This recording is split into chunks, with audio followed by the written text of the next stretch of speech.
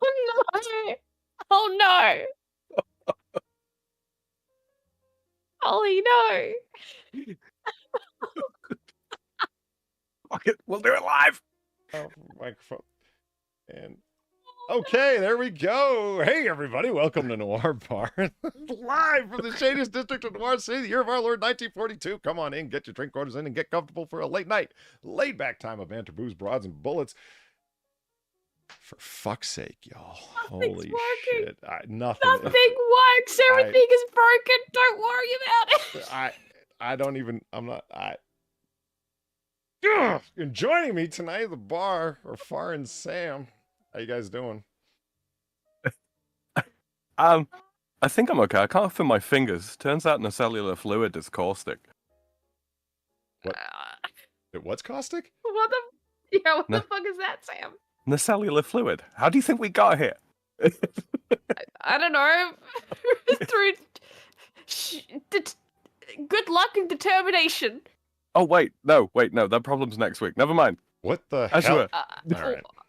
Time machine stuff. Okay. I see. I see. We are on separate timelines. That's not good.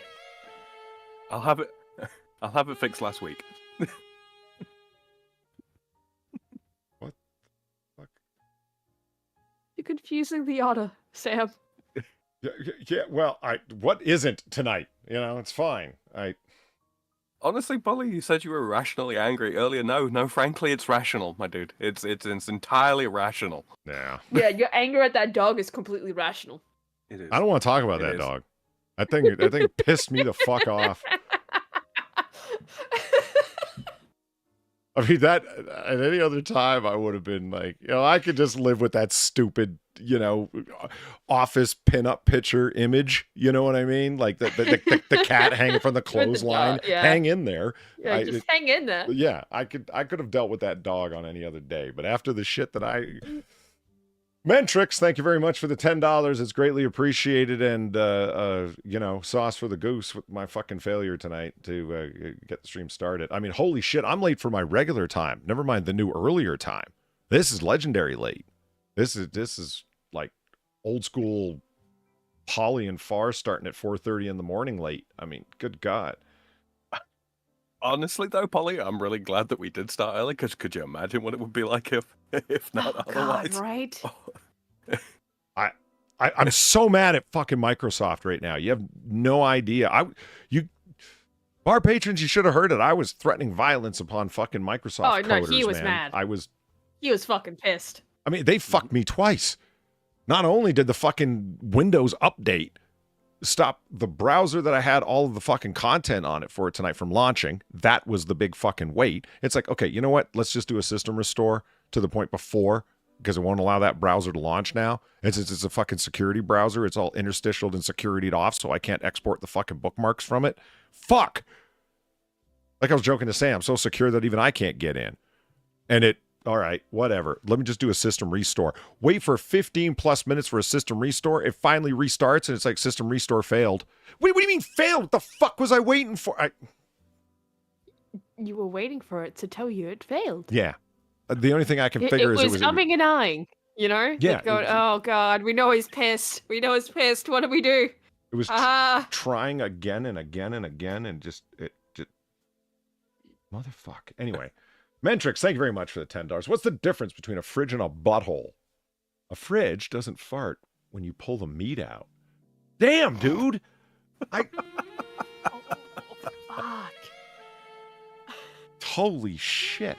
I was trying to convince somebody just a little while ago that Noir Bar isn't all salacious, smutty material. Oops. Wow, yeah, that could not have gone better. Cougar Knife, thank you very much for the $1. Just got back from Vegas to see the Grateful Dead opening night at the Sphere with a beautiful woman. Now I'm back home as the familiar fog that is despair steadily creeps in. How's everyone doing? Contemplating the one option? Contemplating murdering dogs with glasses, I think Polly is. Oh, don't bring up them dogs. I did.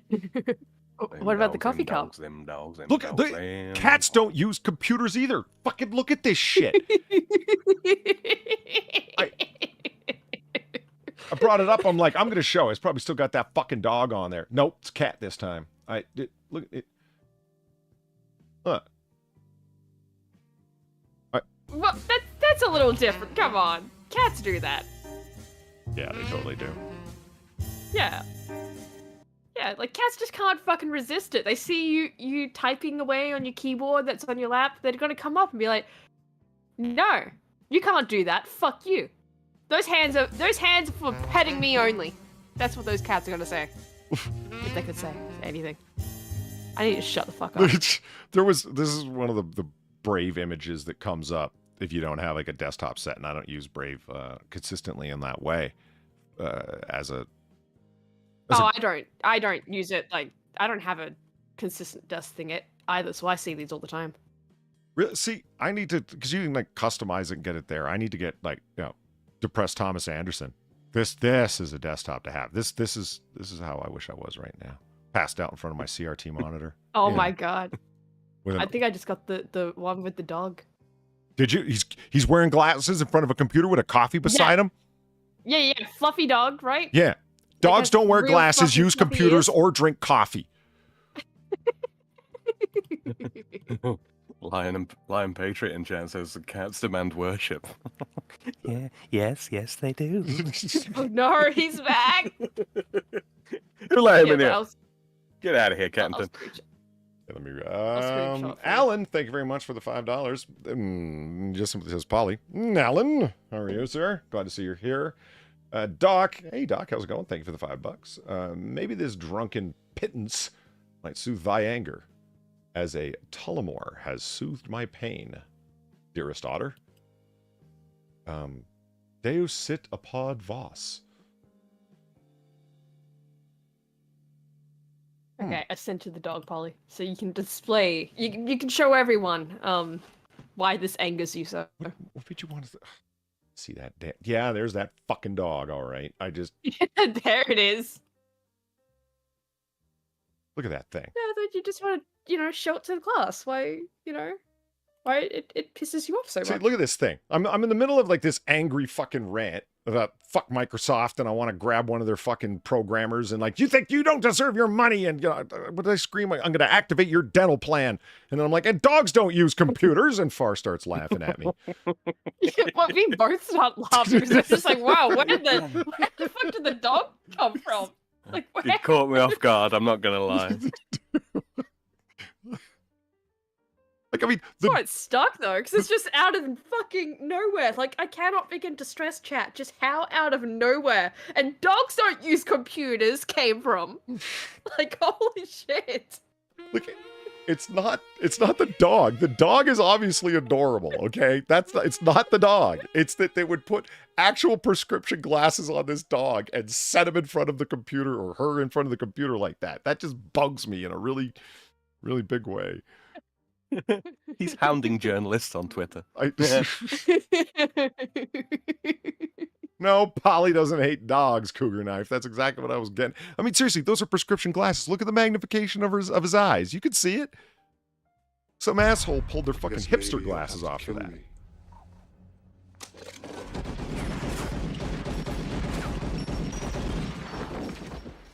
Polly at the Microsoft offices did what? I didn't threaten anyone. What are you talking about? Interesting confluence of donations. Right? I want to see that one more time. That made me feel better. I guess maybe you'll have to kill me.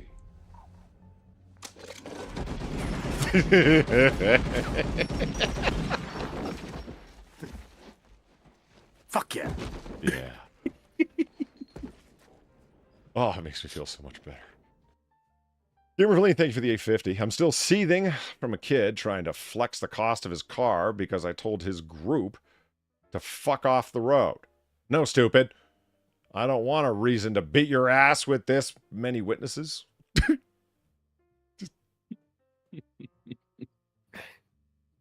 Shades of Gulliver's Travels here.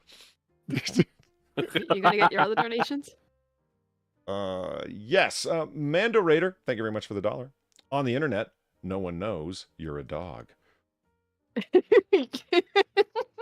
Yeah, that's that image. Absolutely. I- just Okay, need you're some you're top text, right, bottom but text, it's right? just like, yeah, it's just, yeah. You charge him bar, Dave. Thank you for the $1.69. All right, you mooks. If you don't see you smash the like button, drinks are getting charged double. I spent too much investing in this bar for you lot to beat up on that ratio in this bar, capiche? You towheads. Towheads? Towheads. Is that like a step down from Brian Stelter? I mean, okay, the He guy looks like was obviously a giant toe in a suit, but I Yeah. don't know. I remember hearing you calling him out as he looks like a thumb. He's yeah, a he did. giant thumb. Fucking Like asshole. the Thumb Thumbs from Spy Kids? Yeah, exactly. Mooks is a great one though. The Mooks and Palooka. There's some ones we need to bring back. All right, shut up, Palooka Joe, and just.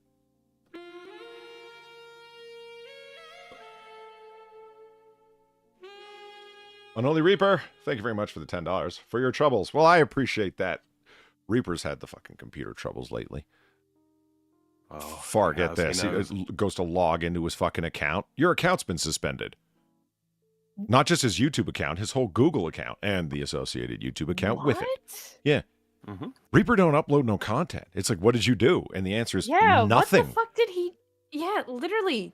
What the fuck? Why? Yeah, that's still unknown. There was no explanation in the attached email. He disputed it and got it back, but still, why? Imagine if his whole calendar was hooked up in there. Gone. All his contacts. That's super weird. Like, Yeah. because like you said, he doesn't upload shit. That shouldn't happen. Right? Yeah. The notion that you can be suspended at any time for any reason or no reason, and they don't even have to tell you why, that's just frightening. mad. Damn right. Yeah, I was...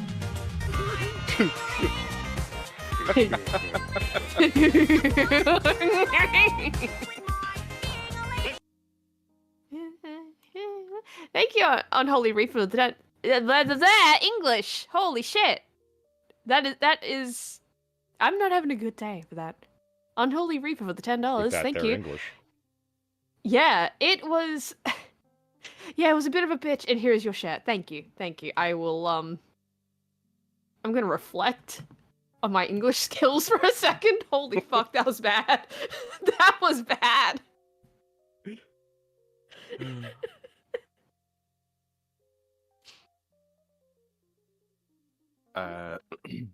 You're not gonna. Yeah, you're gonna go. I heard them melodic one key tones. You're gonna read that one? Or... There's the dog. It came back again. For fuck. Sorry. Go ahead. Thank you, Doug, for the $5. I wish I could hear the pre-stream raging. That would be content all on its own. It was. Yeah, I wouldn't call all of it like actual. I wouldn't put the content. word content anywhere near that. It's probably best that it wasn't recorded. I'm not gonna fucking lie, because it wasn't as funny as the dog comment was. It wasn't all funny, Anger. It was No. It was the kind of shit where you're like, you know what, it's fine to talk about it, but probably for the best that it wasn't recorded. Yeah, it sounded a bit like this. Very racist. Very. Extremely. Thank you, Reaper, for the $10. And here's your share. That's why I still use a paper calendar on a pocket notepad. You know what? That is an excellent indictment of Microsoft's organizational software. Yeah, fuck you, Microsoft. Sons of bitches, man. What a piss off. Cougar Knife, thanks for the buck. Also, after my first time in Vegas and learning how to monopolize drinking water like it's the fucking wasteland, how has no one gone falling down yet? Like, as in Michael Douglas falling down? I believe so. Like, that's only jack some street gangsters for guns and go on a fucking murder trail trying to get back home? Well, he didn't really murder as much as he terrorized. scared the shit out of people. Yeah. And he got a rocket launcher. He did. And totally fucked up how to use it, but that's fine. I can't believe the Grateful Dead are still alive. They should be grateful. Christ. Okay. I'm watching this stream the other day. Do y'all know Sneeko? The streamer Sneeko? Sadly. Vaguely. Okay, that's it. That's all. That's just Jesus. Uh-huh. Thank you, Doc, for the $5. Went to the US. You can't hit nothing. You're probably seeing double. I have 2 guns. One for each of you. Hell yeah. You were saying Went to the US's largest brick and mortar liquor store today and thought of the fantabulous Not Very Far. Among all the whiskey and vodka, they had Tim Tams. Yay, Tim Tams. Nice. Sorry? Yay, Tim Tams. Yeah, yay, Tim Tams. Tim Tams are great. They are fantastic. Although I'm a bit surprised they had them at a liquor store of all the fucking places. I can see it. Why not? No? Oh, all right. Liquor stores are very specific here. Like, you can find chips, sure, but that's like, not Tim Tams. Yeah, good standing food. Any Polly, you got a 450 there. I'm aware. Okay, so I just Gabriel, thank you for the 450. I'm glad you can share screen tonight, given what a bitch Discord was last night. That actually, Valine, is what set the whole fucking thing in motion. That's when I discovered that my screen share wasn't working. Yeah, for everybody. Okay, so how did all this fucking technical bullshit start? I went to share my screen, and Discord instantly crashed. And I had forgot that it was like that last night when I was trying to show Valine something in Discord. And I'm like, oh, fuck. And forgot about it until tonight, until I tried to share the screen with Far and Sam, and fuck. Okay, let me just restart my computer. And it installed a Windows update. And when my computer restarted, I couldn't open the browser that had all the content for tonight in it. And domino after domino after domino, I realized Microsoft sucks. I mean, not that I didn't know it before, but it became more manifest, you know. The next master race. Yeah, I'll tell you something else, because you're leaning close to the mic and doing the whole close talk thing. Mm-hmm. If you're online and you got a little pipsqueak polyword voice, it's extra fucking weak when you crank your fucking compression right through the roof and add so much bass to your voice that you're peeking out and distorting with every little thing you say. Not just your plosives, but everything. Because you have such a weak... I was watching a streamer the other night, and people were doing a reply video to his content. And somebody said, can you hear that? One of the guys said, he goes, listen to how distorted that is. So, because I've met this guy in real life. He goes, he sounds like, you know, little faggot voice, right? And so and this is why he does this. He cranks the bass up on his voice and runs the compression through the roof so he doesn't sound like a little dickless coward. But he really is a little dickless coward. And this is the result. And I'm like, it was impossible to listen to. I had to turn it off. Just the parts that they were playing to be able to reply to them. If you got to do that, don't do that. It's not even like there's lots. It's not worth it. No, it's not. That's what I'm saying. It's like, even if your voice is like, your voice has got to basically be like Ali Dawa before it becomes unconscionably high pitched and bad. Jesus. I'm going to put it out there. I don't even. What? I'm going to put it out there. I don't particularly like the way my voice sounds on mic, but at the same time, I'm not fucking around with distortion and effects to make it sound different. Yeah. Am I? Not at all. And it just made me angry. Like, I just don't fucking do it. It's not worth it. Hell yeah.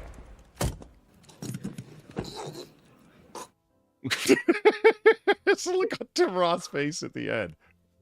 What are you going to say now? With a 45 caliber bullet hole in your throat. Well, yeah, that's kind of the, yeah. The bolas may be grande, but the blood pressure is not. Mm-hmm. Doc, thank you for the 420. Party Source in Newport, Kentucky. If you get the chance to, visit and drool at all the options. Huh. Party Source in Newport, Kentucky. Duly noted. Yeah? Oh, Polly, I know what I meant to say to you. Stay away from heroin. Well, that. Foreshadowing. Anyway.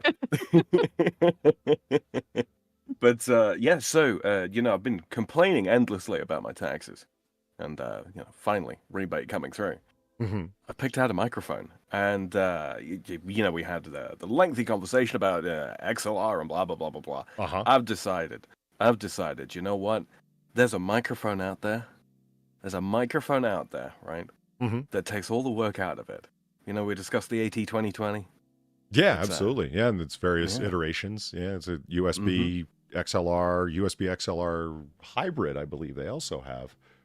They do indeed. Well, I've been doing some painstaking listening. I borrowed a pair of very, very expensive headphones to really, really get to grips with it. And don't get me wrong, it's no Shure 7B.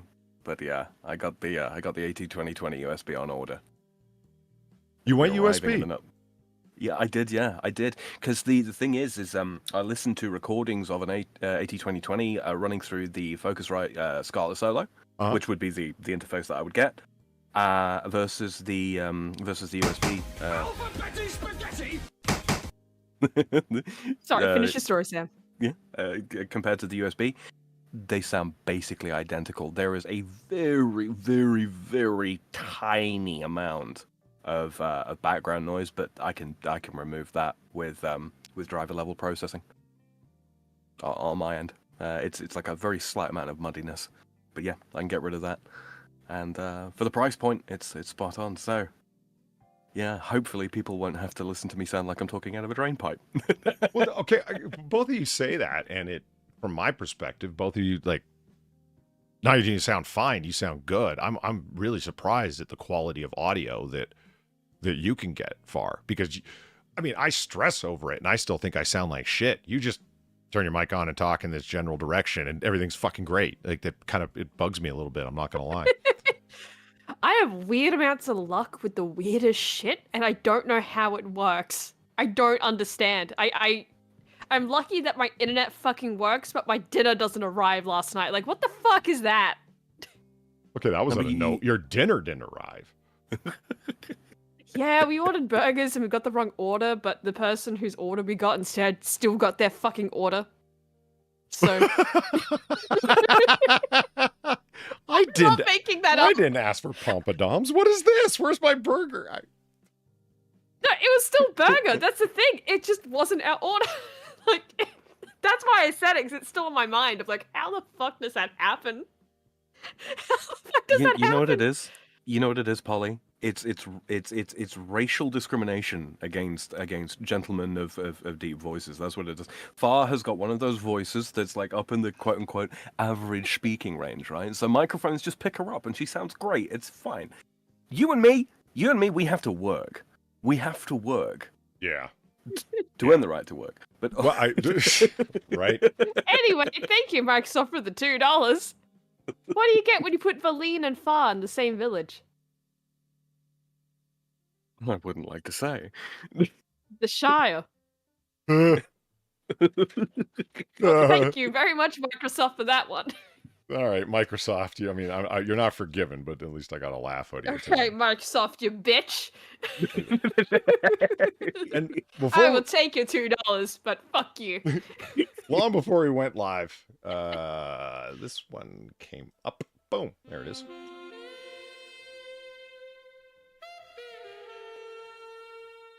God Emperor Dingle, you magnificent bastard. Thank you very much for the $20. Polly, how are you? Terrible. Thank you for asking. Hope you're doing well. Well, no. I can't stay right now, but I wanted to say hi, and maybe I'll check back in later and catch the stream later on. Cheers, Otter. Well, Well, yeah. we're here. Yeah, Hey. apologies for what you have to put up with. I feel like it's like I was saying, I feel the need to do a redemption stream sometime this week to make up for this. My God, man. Yeah, what is this? Night 307, The Revenge? I wanted to have the mantle clock ready for tonight. Did that work out? No. I finally thought I had finished the Little Whiskey donation that I had been plotting forever. And we were here ahead of time. Like we planned here to be, planned to be early, and we were all here ahead of time. It was running. Yeah. It was great. It was golden. And then, Yeah, and then Discord decided to be a bitch. Polly, it's the age-old adage, right? No good deed goes unpunished. What was the good deed? Showing up early. Running a stream. Oh. Well, running a stream is not a good deed. Providing free entertainment.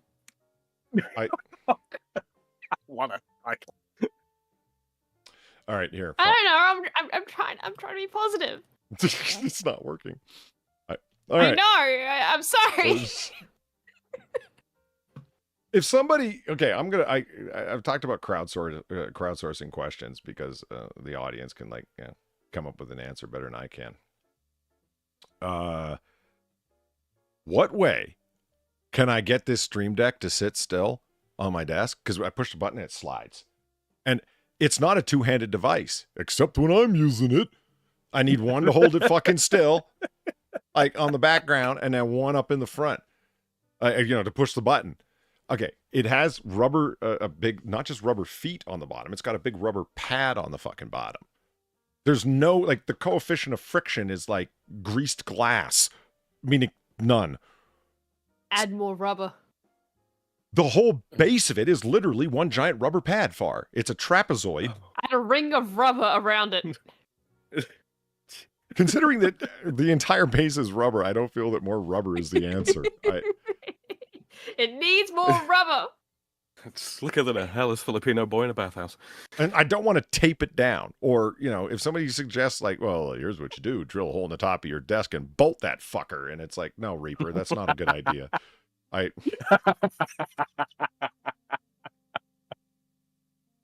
What kills me is that the Stream Decks have the back plate on them that you can put them on an extendable armature, like a spring-loaded arm. And it's like, who the fuck has that? Podcasters. I mean, you might need to in a moment. Use glue. If the rubber... See what I'm talking about? Super glue it to the table. Just fucking super glue it to the fucking table. It's like, yeah, it'll never move now. I mean, I've got all kinds of model glue for minis and shit. I am not gluing the fucking thing to the table. What about blue tacking it? The crap used to put up posters? That blue tack stuff? Yeah. Yeah, why not blue tack it? Yeah, I guess that might work. Rubber cement. I can't help but feel we're going down the same lane. I just... Okay. How heavy is this Stream Deck, if you had to take a stab at it? Oh, Lord. I mean, maybe 12 to 18 ounces, somewhere in that range. Oh, I was going to say, if it was a little heavier than that, you could score the rubber underneath to increase the surface area, but I don't think it's heavy enough for that to really make that much of an I odd. am drunk. So drunk. I cannot get up. I wish. I'll be there eventually, though. Sooner than later, too. Next 6 minutes. Hey, 6. I watched your birthday stream. It was good times. I'm glad you put it up. Happy belated birthday, even though I told you beforehand. Happy now. Oh. Happy belated birthday. Thank you very much for the $2.42. Right now, I am rocking a Cloudlifter CL1. Wow. You went with the Mogami cords, huh? Those are the fancy Japanese import best cable in the world cables. Styx is not fucking around. A Focusrite Scarlett Solo, and a Rode Podcaster. I'd be happy to help with that setup. Actually, that's a hell of a setup you got there. That's got all the things. Yeah, no shit. The Cloudlifter CL1, that's what's interesting about the new Shure 7B with its built-in phantom power. And I really believe that is, I'm sick of Cloudlifter glomming off of the success of our awesome tech mic. It's like, we're going to put a Cloudlifter in it and cut them out of the game. Haha. I don't know. If you're going to buy a 7B, would you buy one, Sam, or would you pay $100+ for a separate cloud lifter, Phantom Power, Didgeridoo? It's such a toss up, right? Because having it all integrated into the one thing, less setup, less fuck about. If you're going to move it from place to place to place, then yeah, great. At the same time, if the cloud lifting capability or the inline power dies, now you got to replace the entire unit, right? Yeah. And that shit ain't cheap, yo. Like. Okay, I just checked. Anal 1 says, or Anal in, so why not just peel off the rubber? I'm like, hold on. I'm just going to do a retard check here and make sure that there isn't some film covering the rubber I haven't peeled off yet. Oh. No, there isn't. There isn't. Okay, but... that would be amazing though, right? Like you look at it and you're like, wait a minute. Oh no. I did that actually a few months back. I put a new coil cartridge into my vape, and I'm like, why is this fucking thing working? What's going on? Let me charge it. Yeah, it had a tiny little sticker that was barely noticeable covering the electrical contact points. I've never done that before. I don't know what you mean. Yeah, I was actually happy. I laughed when I saw it because I was like, that only went on for a few minutes. That could have been like a fuck this piece of junk and thrown it out and went back to the vape store to buy another, vape stick, and they would have been, did you that could have been a huge problem. Right? And they said, did you take the plastic off? The what now? Yeah, I'm glad that didn't happen. I would get another Rhodes mic. I was listening to a streamer the other day that I really dig, and they had both went out and got new mics that they were tired of their old mics, and they both came back with Shure MV7s without having discussed the matter. That is what we're going to try to do. Oh, hold on for a second. Gamerline, thank you for the 350. I sent you a link to reusable double-sided tape. Interesting. Reusable double-sided tape. I've heard of double-sided tape, but I haven't heard of reusable. I've seen this stuff before. Interesting. Like it won't it's got an adhesive on it that won't put it down permanently or semi-permanently, but you will need to replace it eventually. That could be the trick right there. That could be the stuff. It you apply it as you would any normal double-sided tape, right, Far? And then when you want to remove it, you literally stretch it, and it detaches from whatever surface it's on. It's you can put pictures on the wall with it, framed pictures on the wall. It works. All right then. You don't sound like you trust it. No, I don't. I don't fucking trust that. That's just me. That's just me, though. Holy crap! Well, Six maybe paid it'll work. $161 for his cloud lifter. I absolutely believe you. It's just for fuck six. I'll tell you what. I've cracked this joke a whole number of times. When I get a cloud lifter, first thing I'm gonna do is grab my micro screwdriver set and open that fucking thing up to make sure there's actually guts in it. To make sure it's not just a beta blocker. That's it. Yes, 100% Far. Yes, to make sure that it's not just like wires connecting one side to the other. It's just like a circuit link. It's not really doing anything. And I believe that there will be. Like you have to know. There will be stuff and things in there that are clearly doing things, not beta blocker, pointless things, but actual things. You know what I mean? And I believe that there will be. I just have to see it. You know what I mean? And then I'll be okay. I love that as soon as I say beta block, you know exactly what I fucking mean. Oh, yeah. Let's just take a peek at a beta blocker. Fucking yo-yo dying industries. Right? Boom. That is something that I've been thinking about, Sam, where it's like, which one to go with, and you went with USB. I have the gain on my Shure MV7 here cranked up at 28 decibels. Plus 28. That's way too much. And then over in OBS, my mic's turned all the way up. Like maxed out. I always have to do that. So plus 28 and full on turned all the way. And that's where my voice is kind of all right. That's introducing all kinds of distortion. It shouldn't have to be that high.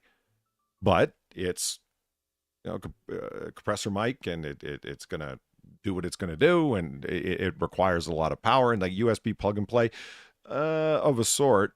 I would rather have a fucking run at XLR and have a bunch of phantom power going through, so it's not that weak. That the signal coming through is simply much stronger without gain distortion. I want my smoky baritone coming through with maximum sensuality. DM Polly. Just gonna look through chat here real quick. And Fars posted our links as per usual. Yep. Good. As appears to be my job. Haha. No, no, it's fine. The It's lean fine. says it breaks the adhesive surface tension. The double-sided tape there. Yeah, I was guessing. Yeah. I still don't trust it. I'm sorry. I just don't. I don't know. I feel like that I'll fuck it up somehow. There's a way with me and tape. Boom. Duck, duck, go. Duck, duck, go. Boom. Really? Okay, what we're looking up today, Polly? Yeah, what? That was so uncalled for. I mean, holy shit. What? What? Just fucking nailed me, guy. Again, like it was like the dog thing earlier on. It just caught me completely off guard. What we're looking up today, Polly? I mean, oh my god. We're gonna look up the beta blocker. For those who haven't, I mean, we haven't looked at a beta blocker, and I don't even know how. Oh, we Andrew haven't. Tate. No, but close. Yo-Yo Dine Industries. This is some old lore. This is old fucking lore. So I don't know how many current audience members even know of beta blockers. I can't remember what the actual site is. It was Yo-Yo Dine Industries. I remember that. That is actually the... Okay. Yeah, it was Yo-Yo Dine Industries. And I mean, like I said, Yo-Yo... I was telling Far, I'm like, it really is Yo-Yo Dine? That's a famous... Yeah, I'm pretty sure it was. I remember it distinctly being Yo-Yo Dine Industries. No, I mean, I totally believed you. It was just... Yo-Yo Dine is a classic, infamous, fake company name. There's even a Wikipedia page for Yo-Yo Dine. See, there it is. Yeah, and it's not that I don't believe you either, that it's a fake name. It's just that's what I remember it being, because I just remember the name so distinctly, right? I can't help but think this isn't what I was looking for. No, it's not. It's just... I completely misread that title. Beta blockers after myocardial infarction and preserved ejection fraction. Yeah. Yeah, I am also trying to look for this. Yeah, beta blockers in this sense of like I neurochemical found the receptors. website. Did you? Polly, I found it. Oh, hey, Far, here, look. It is just as What? Oh my god, it is just as awful as I remember. All right, here in our chat, there it is. So I had to look into the Google images, not Google, like DuckDuckGo images, and added crystals to the end of the beta blockers. And it came up in images, not in the text links. And yeah, So there it is. They must have delisted it or something. Well, they didn't, because you can find it with the image search. Oh God, look at this! Isn't this fantastic? So Far, here I so wanted great. to show you something It's first. so Here we go. great. This is yeah. No one cares. No one cares. No one. Do you want to edit it with a little otter there at the bar? You Yeah. joke. Polydub, no You one cares. Joke exactly. This is a great album, by the way. But just poor Frank. He's just staring at his drink. Everyone's having a party behind him. He's like, no one cares. It's. I'm having like in my mind. It's kind of like, is this like the proto version of the they don't know I'm Frank Sinatra? Fucking guy sat at the back of a party. Yeah, the guy in the corner, right? Yeah. Like, they don't know I'm Frank Sinatra. They'll go, we all know, we don't care. do you know the one, Polly? Are you familiar with that meme? Do you know the meme? No. No. Oh, it's such a great meme. My favorite one is still it's the one where it's like he's just saying that's me in the corner, and it's like he's got a spotlight on him. Oh God. No, wait, no, he's not saying that. He's like saying, I'm losing my religion. He's standing in the corner. There's a spotlight on him. And it's just, yep. There you go. Someone get him a deck of cards. So this is during his Capitol Records period, which I'm sure everyone's totally interested in this, but whatever, man. You expand your knowledge. No one cares. It's fine. Yeah, right. That's the theme for tonight's show. No one cares. It's a Capitol Records period, and he put out 12 or was it 13 albums in 10 years? And that's a lot. Yeah, for the time period. You're damn right it is. And it's not like each one is like a 4-record long play EP or whatever the fuck. No, each one's a full album. And it was one of his most productive periods prolific periods entirely through the 50s, the 1950s, when he had stopped being a heartthrob singer, like a teenage heartthrob singer. It's like, okay, I'm a man now, and I want to, write more mature songs. Now I want to get drunk. Yeah, well, I'm going to do a theme album, and if you are somebody that is into big band or blues jazz material of that sort, if you even remotely like Frank Sinatra, that is the period to check out. Not that he doesn't have great other times and contracts with different record companies, but it's just such a golden fucking 10 years. Those 12 albums or 13 they're just magic. Every one of them is a concept album. They're all themed. And this is my second favorite one. No One Cares. It's late at night, slow music where they're torch songs, but they're not like, I'd climb over a mountain for you, baby. They're more songs like, I would, but you don't give a damn. You know what I mean? The way, the realities. Yeah, that's more in line. Yeah.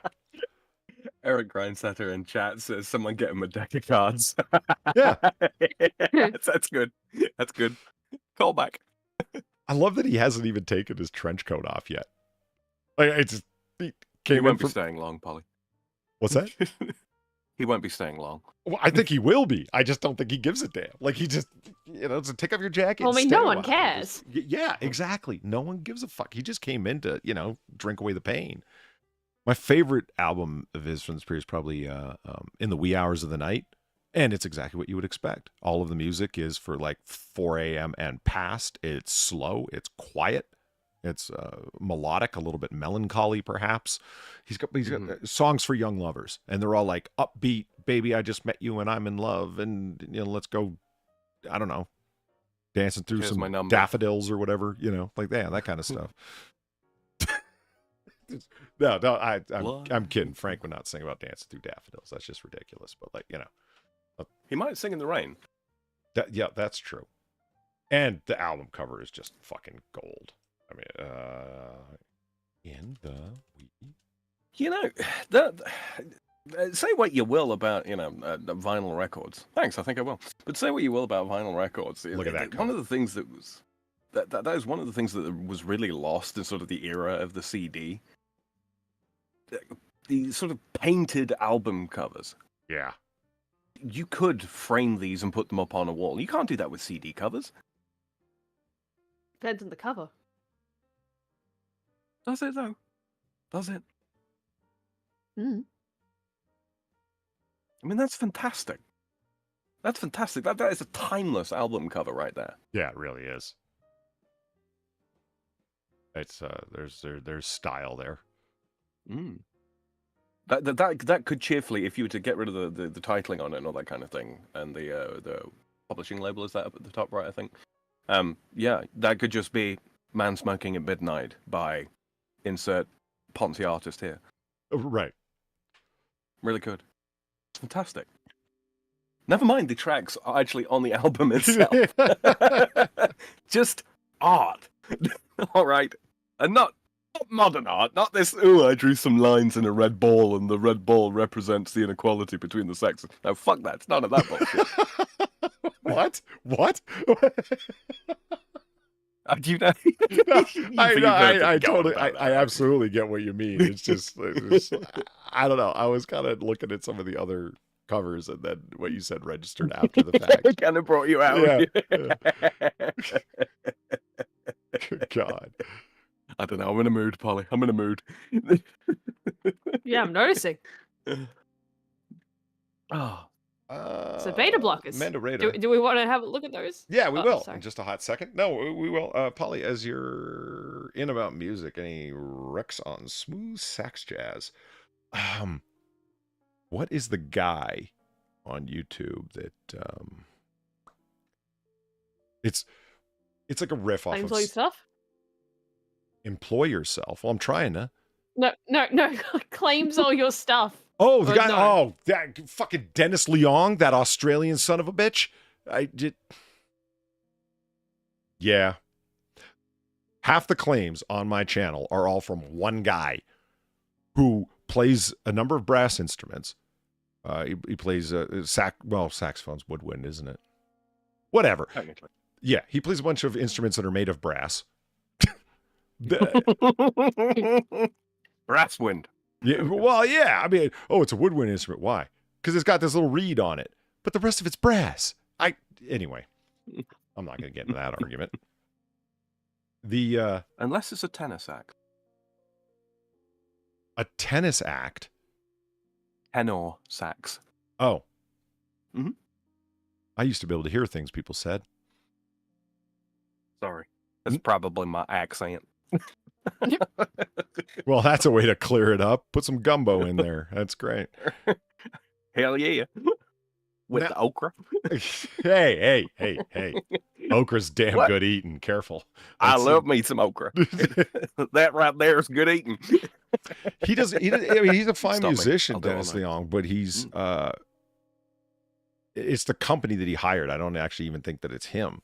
It's a rights claimer that runs around. And Yeah, if right. he did a cover of Harlem Nocturne that is in all of my jazz collections, my blues jazz collections before the stream start, I'm a big fan of Harlem Nocturne. And he did a cover of it. Therefore, anybody who does a cover of it, he claims. Because he played that melody once. And it's like, but you don't even own the rights to Harlem Nocturne, you polyword. What are you doing? Son of a Tasmanian tiger. All of the fucking tracks are that are conglomerated and put together that I put together for those the various intro music sequences. They're all like an hour to an hour and a half each, and I cycle through them from week to week, so it's not like the same thing playing every time you hear the stream going. And within there, it'll be as a sort of here are all the copyright claims. It'll be Dennis Leong, Australian fucker, and he's in Western Australia too. What the hell? Wait, is he? Yeah, he is. What the fuck? Because all of his data is right up there. I've been to his channel and looked at it. And like I said, he's a fine musician. He absolutely is. But whatever litigious ass bot that he got to, like I said, I don't think it's him. I really do think it's just the rights claiming people and algorithm that they got running around. And it's over claiming. I mean, So you're telling me I could go up to his door and go, yo, what the fuck? Right in the shins. Wear steel toes. You work at a fucking, you got steel toes, don't you? I nice. do have steel toes, yeah. Steel toe is fucking shin, man. Yeah, we'll leave some dust on it too. Mrs. Zoosme, This your thing's mission. dusty as fuck. Did you choose to accept it? You know what, Pauline? At least there's an actual musician, this DRM team that's claiming your stuff. You know what? I got hit on. I did a Elden Ring stream over on Twitch a couple of weeks ago, right? Right. And my I like to play some intro music now. I've started including the theme tune, the what's it called, OVA of the game that I'm playing, right? So that I can leave myself muted and all that kind of thing, and I can talk shop a little bit with Even Cell before we actually get going, and people have actually got something to listen to, rather than just me gabbing on. Yeah. No one's going to listen to a stream where it's just people gabbing, Sam. Come on. Right? Right? Who even does that? Yeah, people no one expect cares content. about that. No one cares. Call back. No one. But no. So it got claimed by some dude, right? And so I investigated the claim and found out who it was from. The guy got a really stupid name. Anyway, he got a SoundCloud, right? It's a SoundCloud rapper. And so what he'd done is he'd sampled, badly, I might add, part of the theme of Elden Ring, and then mumble rapped over top of it, right? And it claimed it, and I'm like, I'm playing the original track that this mother. Yeah, that's not yours, dude. What the fuck? Right. Right, but get this. It did it once when I just played part of the Elden Ring OVA, like the first minute or two of it. I had a stream that ran. I got caught up in technical difficulties, if you can believe it, before the stream actually started. So the entire OVA played, all like 5.5 minutes of it, no claim. I was actually slightly more upset about the fact it didn't get claimed the second time, because it messed up the fucking VOD that I wanted to pass over to YouTube. So at least you get real artists. I get SoundCloud rappers, man. Oh no, I got worse than that actually. How? I got just straight up a bot. So on my channel, if you go really far back with the videos, there's a Oh, is this the musician? The shit no, or the this entertainer? was a shit post that I made. Okay. This is a shit post I made. No, the entertainer that got claimed too, but no, this is even worse than that actually. I don't know if I ever actually told this one, but I feel like I've told it to someone, but maybe not live. But it had the theme song for Blinky Bill, and it had like a Pokemon Kamala, just with the walking animation, which is ridiculous. It's just it rolling because it's holding a log and it's asleep, right? So I played the Blinky Bill theme song behind it. It's just like, yeah, it's Kamala Bill. Like it's not, it's really not that funny. It was just a thought I had to put out there, I guess. There's two versions of it. There's one with the whole theme song, which admittedly, yeah, that was a bit much. The one that's up is half of it. Solely because if you upload the full thing, and I found this out because after it got claimed, I did a little digging, right, of what the fuck is this? And I found one of the person that also got claimed by it, and it was there's a point-and-click adventure game for Blinky Bill that came out in the 90s. I have it.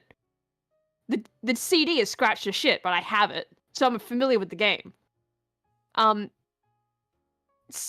put a bot out there to claim only the second half of the Blinky Bill theme song. But it's not claimed by the actual company that owns Blinky Bill, like the cartoon, okay? Because this is based on the 90s cartoon, right? That's where this theme song comes from. Right. It's not the company that owns it. It's not even the people. I don't think Blinky Bill is even... It would be owned in that sense anymore. I think it's in the public domain, if I remember correctly. If not, it's very close to it. It is very fucking old. No one that would own Blinky Bill claimed it. It was a bot that had a bunch of numbers, and it wasn't even claiming it to be Blinky Bill. It was claiming it as some other song that doesn't exist. At least both of you got an artist, right? An artist in quotation marks for Sam. You know, SoundCloud rapper and all that? Nah. That got claimed by a pure bot. I don't know why they would even fucking bother, but the second half of the song only. But, yeah, as long as you keep it to the first half of that theme song, you're fine. No one claims you. No one gives a shit. No one cares. It's the second half they're after, for some fucking reason. But yeah, the only reason I figured it out as a bot was, again, that point-and-click adventure game that someone uploaded a playthrough of, and they mentioned it in their comments of, yeah, this got claimed by some rando. Don't know why. I'm like, okay, yeah, not just me. Well, So yeah, that can happen. No, I didn't forget Mando Raider. You ask him and his ADD kicks in. No, I was trying to remember the name of a guy who's actually a sax musician, and he puts together... And not just claiming shit. Yeah.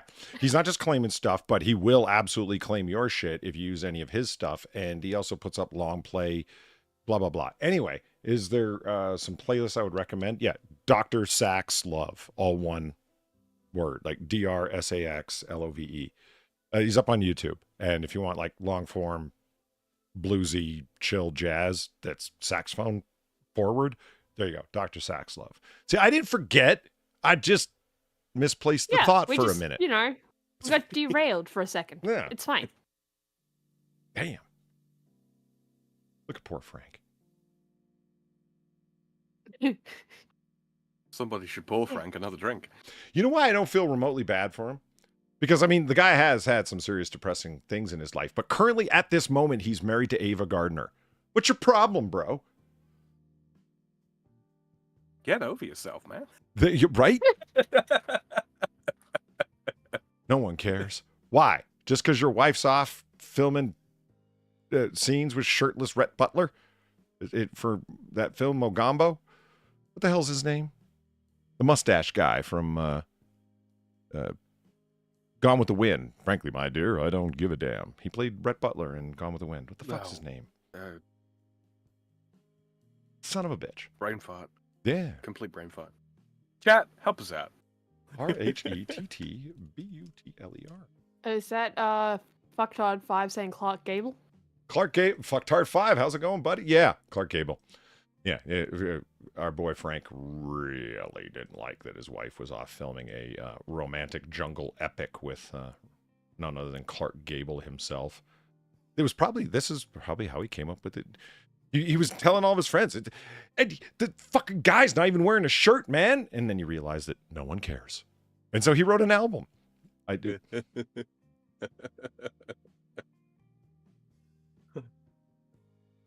Oh, man. Now, I believe that Welfare wants to keep us away from beta blockers. I'm interested in going on with it, so. I'm all for looking at the beta blockers. So here we see from Yoyodyne Industries. Yoyodyne Industries. It's real. Yeah, along with Brain Power, B-R-A-N-E Power. And Earth Game? Oh, yeah, Earth. Earth Game. Yeah, U-R-T-H Game. Game. Holy shit. Strive to bring you the best and most effective tools for eliminating stress, quieting the brain chatter, meditation, and transformation. Not that we need Oxford commas. Yoyodyne is the home of CQR technology. This is where it all gets started. Here you will find everything from amulets to super beacons. I'll wait till we get to the super beacons. Well, let's check out the amulets because they're the most obviously. This will help with your addiction, Sam. Amulets. Addiction be gone. Yeah. Well, at least with the amulets, right? You can kind of claim it's like, okay, like nothing about them works. Let's be fucking clear. But like, at least it's got a kind of style to it, right? Yeah. Right. Like a shitty style, but a style. You know, and like, anybody who knows what I'm talking about, too much. Anyone who knows what I'm talking about is really gonna know what I'm talking about. Holy good God! Look at the solder job. Like, I mean, that is some really good. Fucking shitballic soldering, man. Holy fuck. Yeah, that is terrible. That is awful. Look at these gloops. Yeah, they really didn't want it to separate. It's all of it should look like it does on the end of this wire twist. It should all look like this. But it doesn't. No, it doesn't. But don't worry, Addiction Be Gone can be yours for $149. That's it. Buy it today.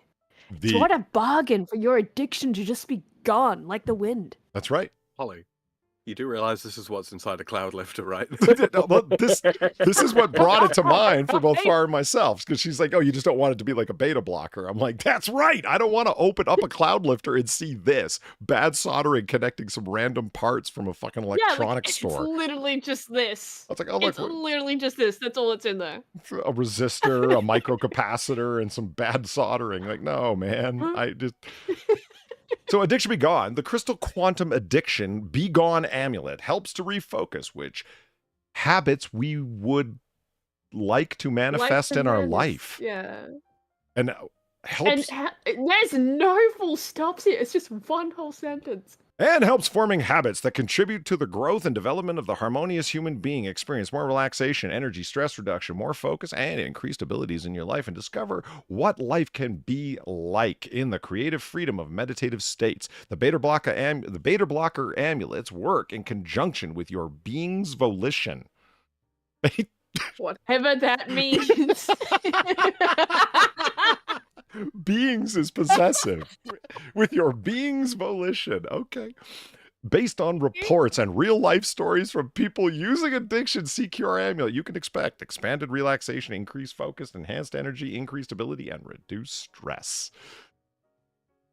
Read what our satisfied customers have to say. I'm wearing the addiction amulet on recommendation of a friend who has found it very useful in goal achievement. Although it is new, I can already feel a shift. I definitely feel more positive. Good luck to me. I think that these are a highly tactical manipulation into a placebo effect because you got this thing hanging around your neck, right? It's nothing tact. There's no tact here, Polly. No, It's just, not hey, buy our shit. tactical. Because this is what they're scheming against you using your own psychology. If you hang this fucking thing around your neck and you paid $150 for it, you are gonna feel better because you're gonna make yourself feel better. Oh, absolutely. Lest you realize that you've been duped this badly. That's my call. But yeah, they're all like astral this, travel. though. Oh, hell yeah. I love astral travel. Look. They're And using different colored $275. diodes. Yeah, It's got a blue capacitor. that's right. But the Uh-huh. exact same Red versus resistance blue. resistor. You can tell by the color-coded stripes on them. It's an identical resistor. But they've done a little bit better of a job soldering this one, though not by much. At least with the resistor, there is actually some fucking ohm. Ah. And that's why I get the small box. Oh, wow. It comes in a sterling silver, hand-braided, real rope, dollar-sized bezel. Oh. You see Well, around the I'm outside? sold. Look at that. That's Yeah, fucking I see great. it. Yeah, that is worth $275. Uh-huh.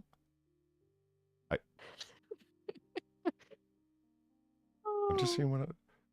Wow. Yeah, what people are saying. Holy shit, look at this far. They got astral projection incense. Oh, yeah, the incense. It's $15. What a steal. Well, I'm incensed. $15. And so GB from Santa Ana, California says, the last time I remember doing that was putting my electric body in my grandfather's body, and I could feel his muscles and I could feel his actions and movements. And I hadn't thought about it in many years, but wearing this headband, what headband? It's incense. What headband? Brought that back, and working with EG now, having him to guide me through the process of this astral and etheric projection technique, it really brought that back. I could feel the etheric body and I felt it move. That excites me a lot. The way I intend to work with this is to be able to not only have presence and attention while I work for Coyote, but in all 7 bodies. Hopefully, I could be of greater service to him and his work. Why at the end of that did it start describing himself as like a fleshless being? No. Like, oh yeah, on my other bodies, like, yeah, it'll really work. Like, what the fuck, buddy? Well, Farah, you are the resident expert on that. I am. I know. That's why I'm putting it out there. Like, what the fuck? Oh, Poser. maybe he's talking about this, the astral projection headset kit. Oh. I'm sorry, wow. This is great. That's great. That's fucking great. It's a tinfoil hat. And it's on sale It's for a $199, guys. It's a literal tinfoil hat. Oh my god, you're right. The astral projection booster headset for use with the astral projection kit, the incense, and has 5 beta blocker CQR crystal quantum radio amulets. So it's a headband with 5 of them amulets within it? Wait, yeah, you could get more of your money's worth with this fucking headband than buying them individually. What a deal. Yeah, what a fucking deal. I'm sorry, I just can't get over the literal tinfoil hat that we're viewing.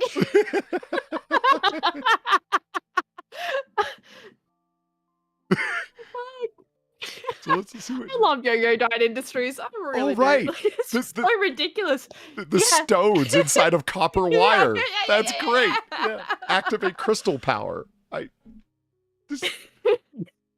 Oh, it's only 2,200. What a deal. What a fucking bargain. Look at this fucking thing. Jesus. Oh. Do we have... It just gets better the more you look at it, honestly. It's just a plastic black box, some copper wire, and a couple of alligator clips. That's it. Yeah, with a couple of stones for good measure, just to really sell you on the, I feel like I kind of feel like crazy. Alex. I feel like Alex Jones has branched out into modern art sculpture. Look at this fucking piece of junk. Oh. And look, Drunkle's in chat, and he uses his every day. Wow. Good for you. Is it working for you, buddy? Yeah, I mean, at $2,250, we know that Drunkle's spending his donations very wisely. Right? Just remember, $1 to Drunkle is $1 towards the super beacon. TM. I want to know, does it make any description of what them fucking rocks are? I don't think it does, because I know we've looked at the super beacon before, like years and years ago, right? Yeah. I don't remember if they ever actually explicitly state what the stones are. They make mention of like the wiring and or the lack of, I guess, if you open up the fucking box. I'm pretty sure if you open up the box, there's nothing in there. There's just a picture of a person pointing and laughing at you.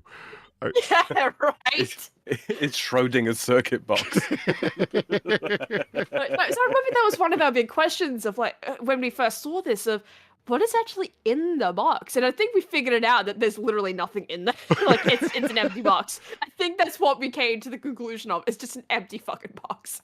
But I think they describe like the box itself, the wires, but I forget if they describe the stones. You know, which makes me think: are these just stones they picked up from the gravel in their driveway? Yeah, well, just put it on there. You know what really upsets me, and shouldn't, considering how fraudulent all this obviously is? It's just that these, like, they're not even wrapped around anything. These are just bent with a pair of pliers. Like, look how shitty it all is, right? You can see the bend marks. It's such a home job. Right. It just makes me irrationally angry. Yeah, like a dog on a computer with glasses drinking coffee. Yeah, I get it. You know what this reminds me of? There was this great old episode of Twilight Zone, okay? And this dude who's like wearing like a trench coat and a fedora, and you can't see his face. He looks a little bit like Frank Sinatra here, but he you can't see his face, and he hands them a box, like one of those gift wrap boxes where it's got like the lid on it already. He hands it to them. He goes, "Here's a gift for you," he says in this very creepy voice to this couple. And it goes, "Inside is a box. On the box is a button. If you push the button, someone will die. Someone you don't even know. You'll never meet them. You'll never have to deal with the fact that they've died, but they will die. And you will receive," and I forget what the sum of money was. Like it's like $100,000 or whatever, right? "And you'll receive this sum of money. I'll be back in 24 hours. If you choose not to push the button, I'll simply take the box and go about my business." And the rest of that episode is just about the tension of this husband and wife couple arguing over whether or not to push the button. And it's like, well, who cares? It's just with someone we don't even know. We could use that money, that this whole back and forth. And it's like, yeah, but what if somebody dies, and et cetera? And it's like, well, how do you even know? And so he shakes the box and he opens the bottom of the box with a screwdriver, and there's literally nothing inside of it. There's no guts, no electronics, no nothing. And there's this giant, like a comically giant red button on the top for them to push. It's like, come on, obviously it's a joke. They're going to show up, it's a radio station fucking with us or whatever the hell. Like, it's just some game. But the tension rises. It's actually a really well-written episode. And near the end, the husband, they decide, yeah, fuck it, who cares? Fine! And he pushes the button. And then, literally like 5 seconds later, ding dong, at the door. And there's the guy, right? And he's like, "Can I have my box back?" And he's like, "Yeah, here you go." And he's like, "Well, what?" He goes, "Your check will be arriving later today." Like he knew that they had pushed the button, right? And he goes, "Well, what are you going to do now?" He goes, "I'm going to do what I always do. I'm going to go give the box to somebody else. And it'll be somebody you don't even know." And walks away. I like the the inferable threat, right? Like, thus it very strongly implies that anybody who pushes the button, you're the next target of the button push. You know what I mean? He doesn't say it. It's just I'm going to give it to somebody else, someone you don't even know. A great episode. I would say that that's a step up from the Joker putting people in 2 gondolas with bombs for each other's trigger switches. It reminds me of there's a couple of SCPs out there on the SCP wiki where it's just the fear of not knowing, or the the thought of not knowing whether or not they're next in line to die from a button press or something like that drives people absolutely mad, like completely insane. Okay. Yeah, and it's like it's like sort of like the object itself appears to be completely and utterly mundane, and yet everybody that has come into contact with the box or object or what have you ends up going completely insane, despite the fact that the box does not appear to have any anomalous properties whatsoever. And it's just exploration of the human psyche, right? Right. Yeah. I mean, that's really the whole point. Like the super beacon. Right. That's the whole point in any one of those things. It's like how the writing comes down or how it's presented. Like if it's an SCP, how well do you tell the background of this box, right? Because it's a very old concept. I'm sure there's some play by Ovid from, the Greco-Roman world where he's talking about somebody received a stone box and, it just tell the story well. Inductions. Oh, this should be good. What is induction? An induction. Induction simply means to allow oneself to be drawn in. It happens all the time. With every movie you watch, with every game you play, or a piece of junk you buy from our website, snarl and gnash your teeth over, and every soap opera that jerks tears out of your red, swollen eyes. You allow yourself to be drawn into theatrical plays, comic performances, ballet, opera, every form of entertainment. Please, no one in the comments section say, "Oh my God, you said ballet." I know, it was a joke. Somebody corrected me on that shit the other day, and I was like, "Really? You couldn't tell I was kidding?" You should strike them with your mallet, Polly.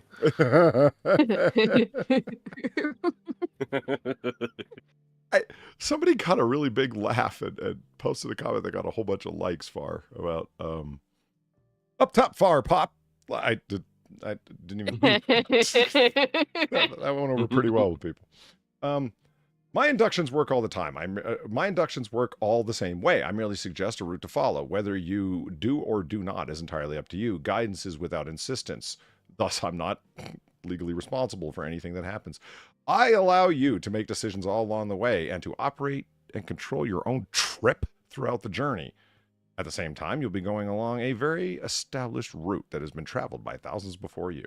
The inductions will take you from point to point along the highway to higher consciousness. At each stop, you'll experience the equivalent of Orin, a tea house and shrine, which you would have stopped as a member of an ancient caravan along the Silk Road trade route? What the fuck? Yeah, that's very interesting, man. It reminds me of the time that I was out in Peru and we took DMT. Right? I'm just saying, it's real interesting, man. I can't do a Joe Rogan impression. It does have those vibes, doesn't it? Each caravanserai chai khana has its own master of caravans and its own shrine, at which each visitor is expected to visit, not only for blessings, but also for a paper of passage, allowing one to continue through the tribal territory to the next caravanserai along the route. Oh, I love the way it ends. Inductions are easy and fun. And you can, at any moment, take off the headphones and go get a hot cup of tea. So it's a recording. Got it. Thanks. There. This is all a recording. Yeah, it comes. This is some MP3 file he sells you where it's like, "You're coming up on the tea house. Are you ready for your paper?" It's ASMR before ASMR. How do I know it works? You'll know. That's a great way of ending it, man. Beacon inductions levels 1 to 11. This is sad. Daily. Yeah. Dreamwalker induction. To be used with the Infinity Charger and Infinity Chips, the induction brings extremely lucid dreams, which can then be entered into your dream journal, which we also sell. Oh, hell yeah. Nice. Also can be used with your beacon, super beacon, and portable beacon. Ooh, I want to see the portable beacon. That was the one. Yeah, do we have a portable beacon? Were we looking at That the was the one. Yeah. I don't super know. beacon? Super Okay, beacon in the portal. and the portable beacon. No, oh, no, look, the portable one is at. oh, look how it's cute the same it is! price though. Look. It's the same fucking price though. Did you catch that? Yeah. Oh my god. Oh, look, Why the fuck would you buy the other one? the then? stones are on the inside far. See? Oh, I see. Holy shit. Anybody who like a breadboard, this is just a circuit breadboard from for circuit testing and component Right. testing. I mean, those things are like 50 cents a piece. It's just the cheapest load of crap is my point. Well, you know, okay, look, all products are manufactured with a full money back guarantee. What are you guaranteeing? You don't even really say what they do. Ah, see, that's the thing, Paul. Ah, You've got no way to claim your money back. it's this beta blocker SQR crystal quantum radio TM is tuned to the Schumann harmonic, the world sound made by radio waves emanating from the stars and the explosive force of the Big Bang at the moment of creation. Never needs batteries or recharging. This quantum device is powered directly by radio waves from outer space. Okay. The Schumann harmonics or Schumann resonances, those are a real thing. A lot of the stuff he's saying kind of real. It's just it's not in this instance. The way he's implementing these things, it's like no, that's not how any of this fucking works, my dude. Well, you say so Cheshire Smurf. I've always got it's not a hard word to say. I don't know. Cheshire Smurf. Cheshire. Cheshire Cheshire. Smurf. Cheshire Smurf. Mhm. Damn smiling cat. Is right. It looks like Scientology. Yeah, absolutely. It looks like a. Oh yeah. It looks like an e-meter. Boom. He was probably like, I can build that. Yeah, there's the fucking Scientology e-meter. Grip the cylinders. There's And, probably more going on with the e-meter though.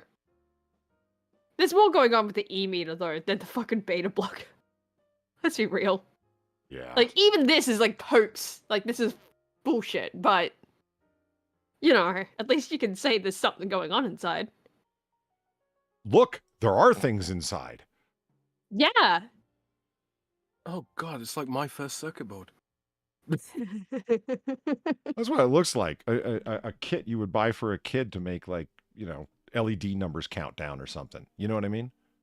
Oh, dude, I remember having a thing as a kid. It was just, I mean, it was made of the board itself was made of like plastic and cardboard, but on it was a bunch of you know the little truncated cone springs that you can get. You flex them and all that kind of thing. But yeah, the idea was that, like this kit came with like loads of little lengths of wire, and on the board itself was like several dials and switches and all that kind of weird, wonderful things. And basically, you'd bend the springs back and then you'd trap the exposed ends of the cables, and you'd link up various different components, and you put a couple of AA batteries in it, turn it on, and you could do all kinds of things. You know, Mhm. it would it had an antenna on it, so you could make like a little AM radio, or you could make a what do you call it, coil synthesizer, Mhm. make it play little noises and all that kind of weird wonderful things. It reminds me of that, except less functional.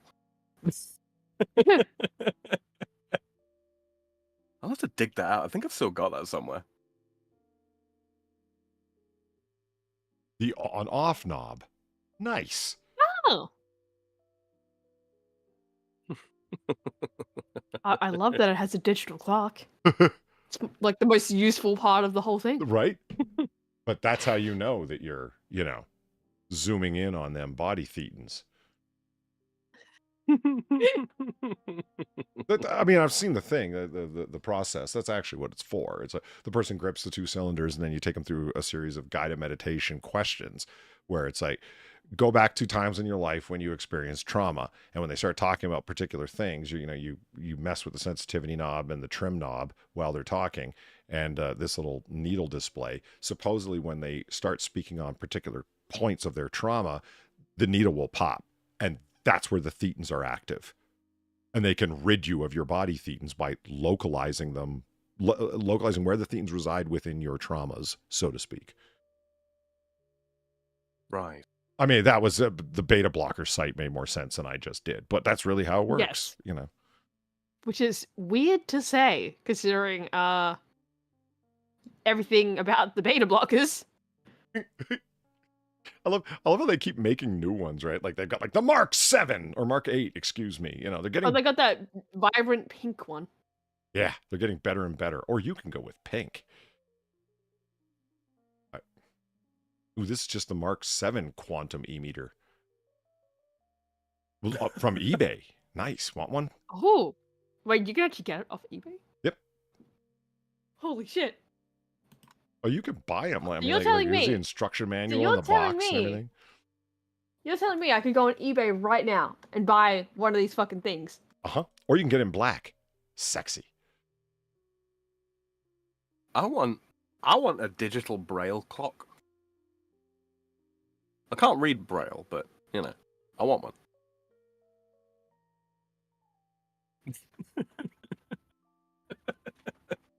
How much are these things going for? First, I love how captivated she is. Like, I want one. Well, no, I don't necessarily want one. I just want to see how much they're selling them for. Yeah, fair enough. Like, just how much are they selling them on eBay? Too much.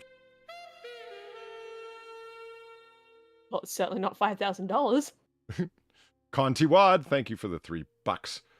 We've gone long enough without death and dismemberment. I hope you have some for us after that hour-long session of Hypertoad-esque spinny mad jig. Hypnotoad spinny thingamajig. Oh. I think they mean your throbber, Polly. Oh, yeah. I just saw that little description. It's like, this thing's called a throbber. And I'm like, what? That's what you called it?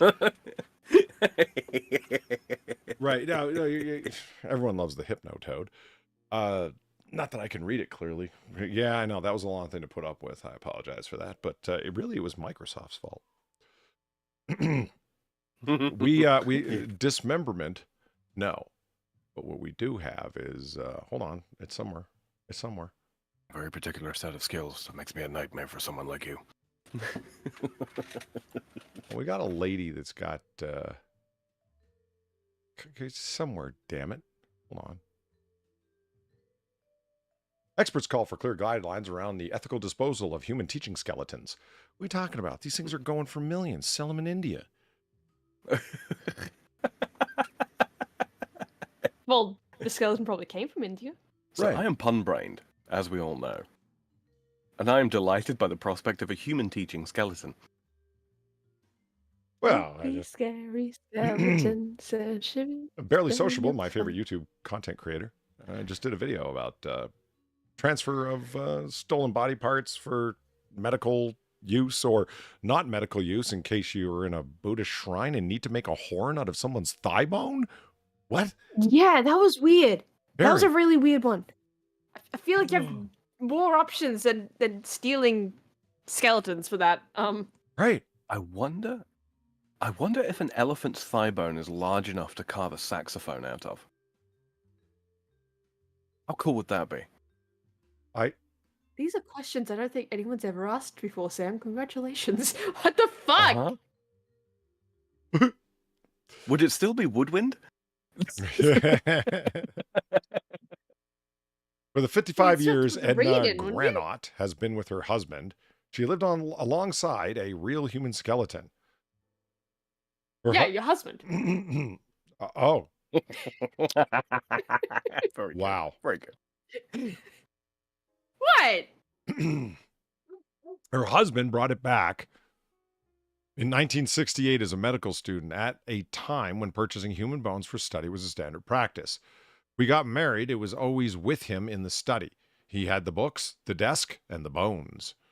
But as time went on, the bones ended up forgotten in a Melbourne garage as a work and raising 5 children took over. In the process of cleaning up her home a few years ago, she discovered her husband's remains as well as his forgotten skeleton.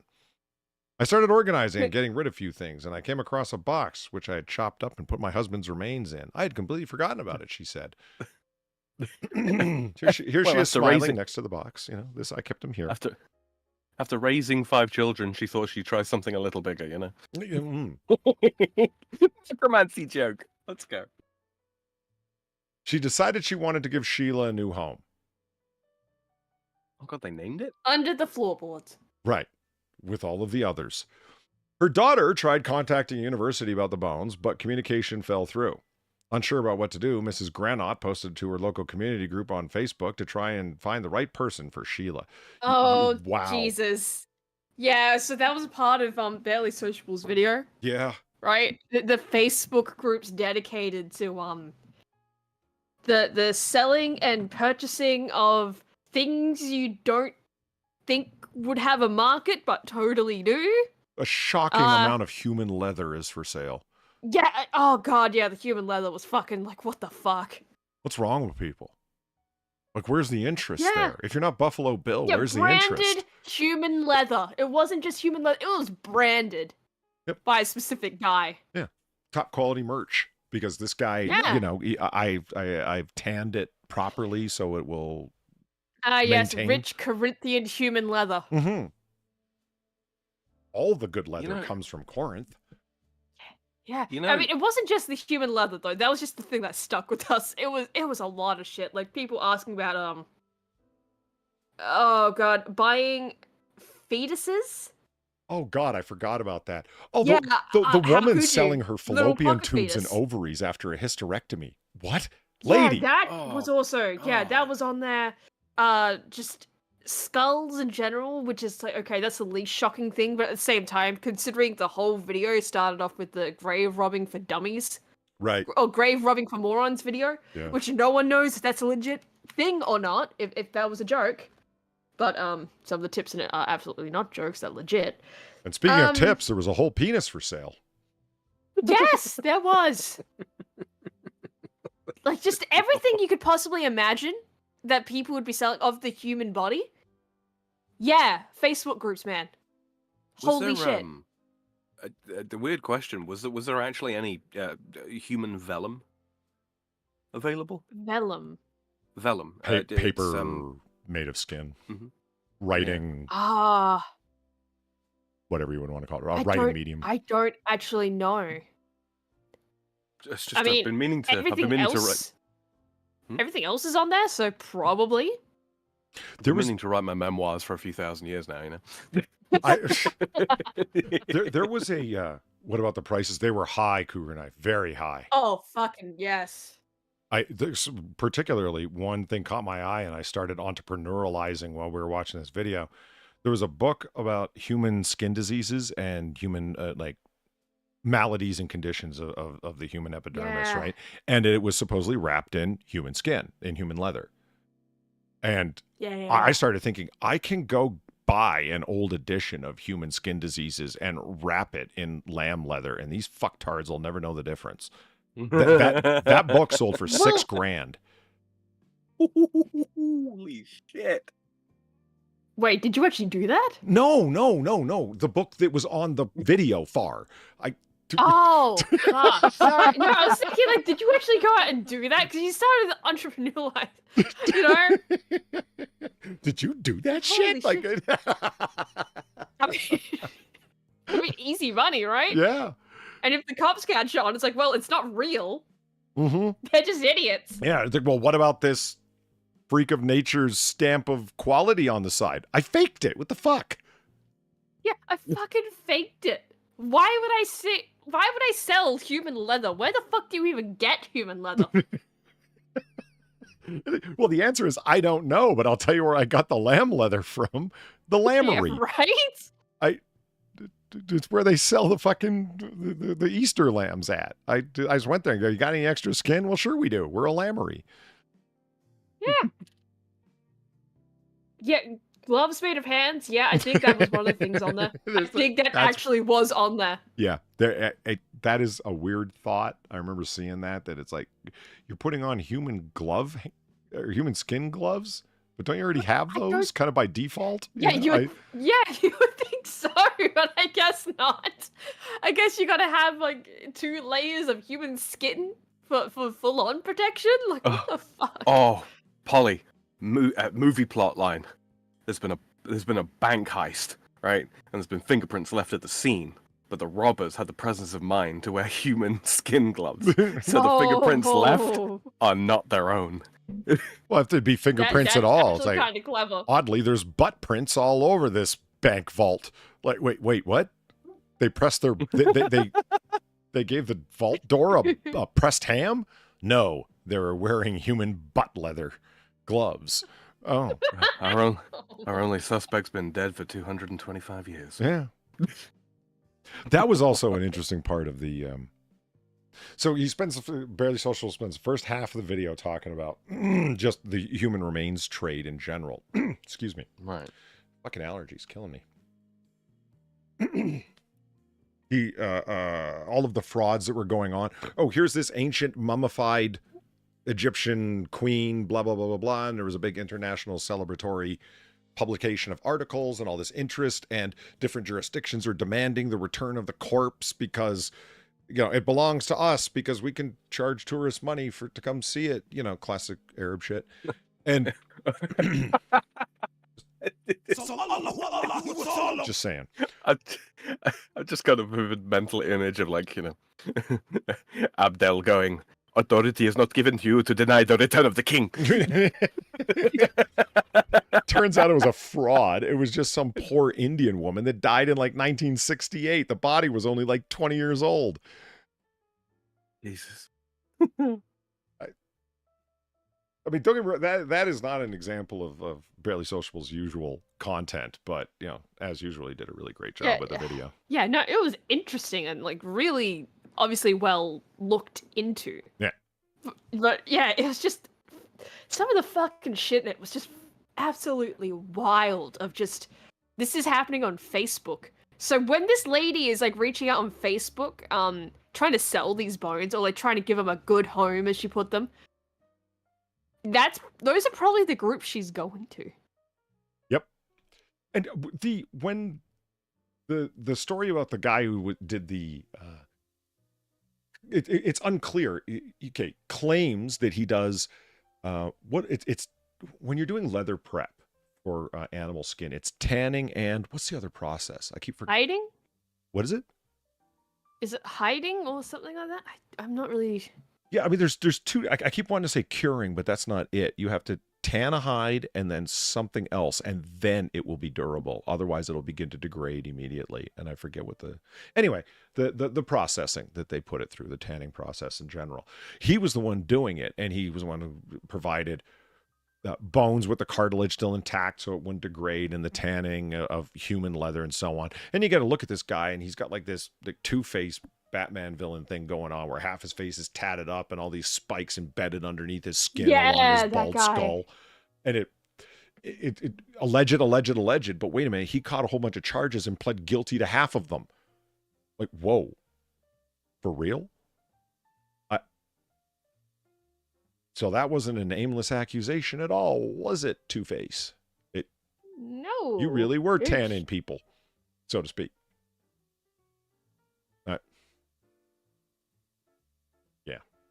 It's people all over. It started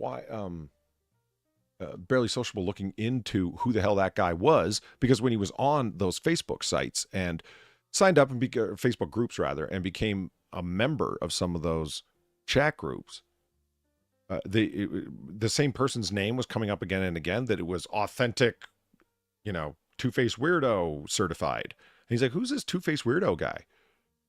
Why does this name keep coming up? And they looked it up, and it's like there's all these news articles about this man in repeated indictments in a whole bunch of different states for being involved in the human remains trade. Good God. The term I believe that you're looking for is baiting. BATE. Yeah? Yeah. Tanners would bait / soften the material by pounding dung into the skin or by soaking the skin in a solution of animal brains. Baiting was a fermentative process that relied on enzymes produced by bacteria found in the dung. Among the kinds of dung commonly used were those of dogs or pigeons. Following the adoption of medicine and soaking gut sutures in a chromium-3 solution after 1840, it was discovered that this method could also be used with leather and thus was adopted by tanners. Mm-hmm. Huh. So he's, I know, He's a layman when it comes to tanning, but he is a masturbator. Wow. Oh, wow.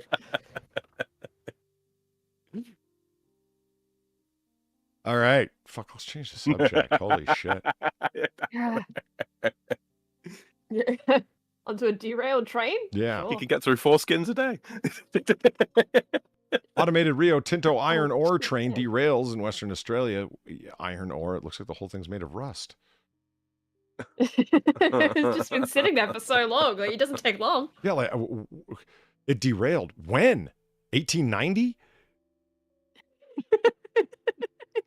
Seriously, look at it. This looks like a fucking borderline archaeological site. Let's see how our forefathers lived. What the fuck? Well, to be fair, so I think it's up north, right? So in the more dusty area. Yeah, if you go out there wearing white, be prepared for that white to turn red in like 5 minutes. That's probably what's happened. This is It's just just the red dust dust clinging of to the it. land. Yeah. Yeah, it's probably just clinging to it. That's why it looks so fucking old. An investigation Oh, is wait, it's underway. just another into L for Rio Tinto. So, Yeah. putting that one out there. Rio Red Tinto. Tint. Get it? Tint. Red tint. An investigation is underway into how an iron ore train crashed in Western Australia's Pilbara region. Mining giant Rio Tinto said an autonomous train hit a set of stationary wagons about 80 kilometres outside Kartha. Karatha. Just down the way from Mos Eisley. Rio Tinto spokesman said the incident occurred just after midnight on Monday and that 22 wagons and 3 locomotives were impacted. I'm sorry. No one was driving this train. It really is automated, or did like... Yes, yeah. So up north, they have a bunch of these where it's automated trains. No one is driving them. They're just going. Okay. Yeah. I think they have to legally have someone in there to like press buttons occasionally, but I'm not really too sure on how it actually works. I know it is very common for trains up north to just have essentially no driver. They're automated. They're ghost trains. It's actually not... You know what? I could see a Razor Fist graphic novel or some other kind of like Western comic book story working that way. It's the ghost train. We thought it was automated until we discovered the automation system hadn't been installed yet. Dun, dun, dun. You know? SCP-1373. I'd watch that Western. The Rio Tinto ghost train. That just sounds like an old country band, right? Yeah, I mean, Western stories like cowboys and shit have always like slipped in real well with ghost stories. They work well together.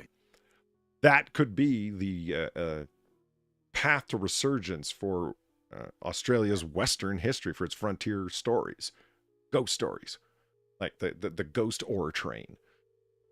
All right, Far, pull up your Wattpad. Let's get to writing. There you go. Who's gonna be the devil's train tonight? Just like that, exactly. People wandered down and stood in front of the train. My grandfather did it. I heard the stories as a child. Then one night I felt a draw. I didn't know why I took all set the acid. I don't know You gotta why I remember set acid down is my involved. VB and felt the need to just walk out there, but I did. I knew there were huntsmen and kangaroos all over, but I didn't care. I just had to go stand on them tracks. They would work. I could see it. That was such a surreal track. It was good. It was. I liked it. Yeah. You're welcome. I really liked it. The man had bars. He straight up. Yeah. Yeah. And chat's like, what the fuck are they talking Just about? like his grandpaps, yeah. he was also a man of respect. The National Railway Nothing- Safety Regulator is it? I just. Like, it looks even worse at this angle somehow. Like, it looks even more like rusted. Yep. Well, I think it's all the rusty rocks in the background that add to it. Yeah, it doesn't help. Kiwis are leaving New Zealand at a record rate, and they're headed to Australia. Not the people, the little birds. The birds. Yeah. They're swimming across the ocean. They can't handle it anymore. Yeah, they just got to get the fuck out of Dodge. They're sick of the tax policy that Ardern left behind. Okay, I actually want to hear this story. Why some researchers suggest you stop using the word puggle for a platypus. Look at them. Look at them. Yeah. Puggle does actually seem to fit a little better than platypus. A platypup. Well, that's I'm okay with that. well, Puggle is supposed to be the baby platypus, but apparently Oh. not. Yeah. For some reason, they've got a problem with it. You should stop. What's your damage, scientist? Few creatures are as puzzling as the platypus. Multiple ancient and enduring First Nation stories. I don't care. The platypus even had different signs. I don't care. Get to the point. The trouble with puggle. Here we go. Ooh, a Oh hatchling. yeah, there's one hatching. Leafing through the written records yields a distinct lack of platypus puggles. Neither the Macquarie Dictionary or the Nation Standard Reference, Yeah, tome that's on out. Australian English. Yeah, that's our national dictionary, basically. Okay. The Macquarie. Nor the Australian National Dictionary, historical book of Australianisms, include a puggle definition in relation to the platypus, nor are there any scientific reference. Okay. Indeed, a platypus's first few months are shrouded in mystery. The female platypus is believed to lay an egg in its abdomen and curls around it to incubate after 10 days. And while no one has been recorded seeing a platypus hatch, even though here's a video of it happening. Except you got it. Yeah, it's thought they look like gooey, furless. Oh no, that's an echidna. Oh, okay. That's what that is. Okay. Yeah, it says in the description. Yeah. Sorry. A baby platypus is born around 1.5 centimeters long, but rapidly grows, reaching about 20 times its birth size after about 14 weeks. It emerges only from a burrow once it's 3 or 4 months old. Australian Platypus Conservatory biologist Melody Serena said, in an ideal world, the universally accepted term for a young platypus that was still confined to the burrow would be a nestling. That is clearly tied to a stage in its development and has a long history of use. Older animals will be referred to as juveniles up to 12 months, subadults 12 to 23, or adults 2 years or more. The term, again, it's blah, blah, blah. Ooh, look. They're floating samples in formaldehyde. Okay. Ooh. Oh God, is that a platypus yolk? Yeah, I think they are. Or eggs at the minimum. Ah. Well, it simply says Oh. egg, but yeah, they looked like yolks, Yeah. didn't they? But their eggs are Egg. probably like yellowish. Mm-hmm. The English word puggle has been around for hundreds of years. Over time, it's being shifted. In the 1600s, it could refer to an imp or a sprite, but by 1863, it also meant to poke with a stick or wire to clear material out of a hole. This Oh. evolved in 1905, where to puggle could mean to get a rabbit or rat out of a hole with a stick. And it seems puggle started being used to refer to baby monotremes, specifically echidnas, sometimes around 1900. Independent echidna researcher Mike McCullough has research notes from 1969 conversation with a South Australian rabbit trapper who referred to baby echidnas as puggles, and that term has been part of bush lingo for decades. We don't. Well, there you go. It's fucking bushlinger. Yeah.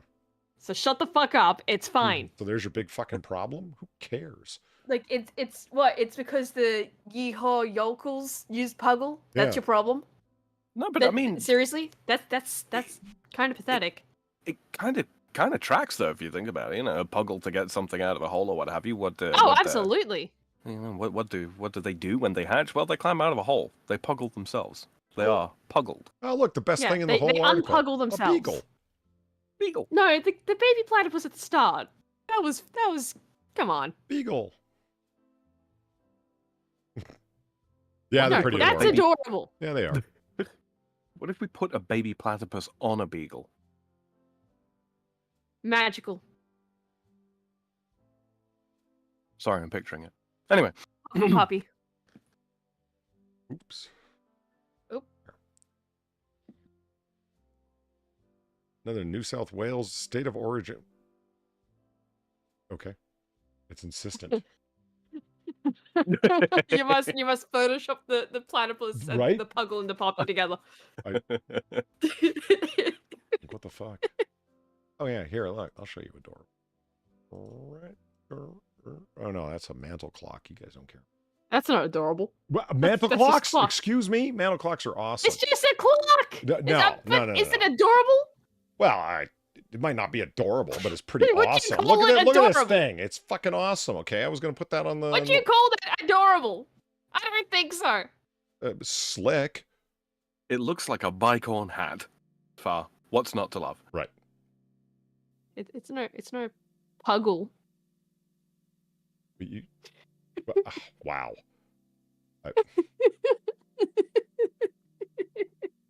There. That's adorable.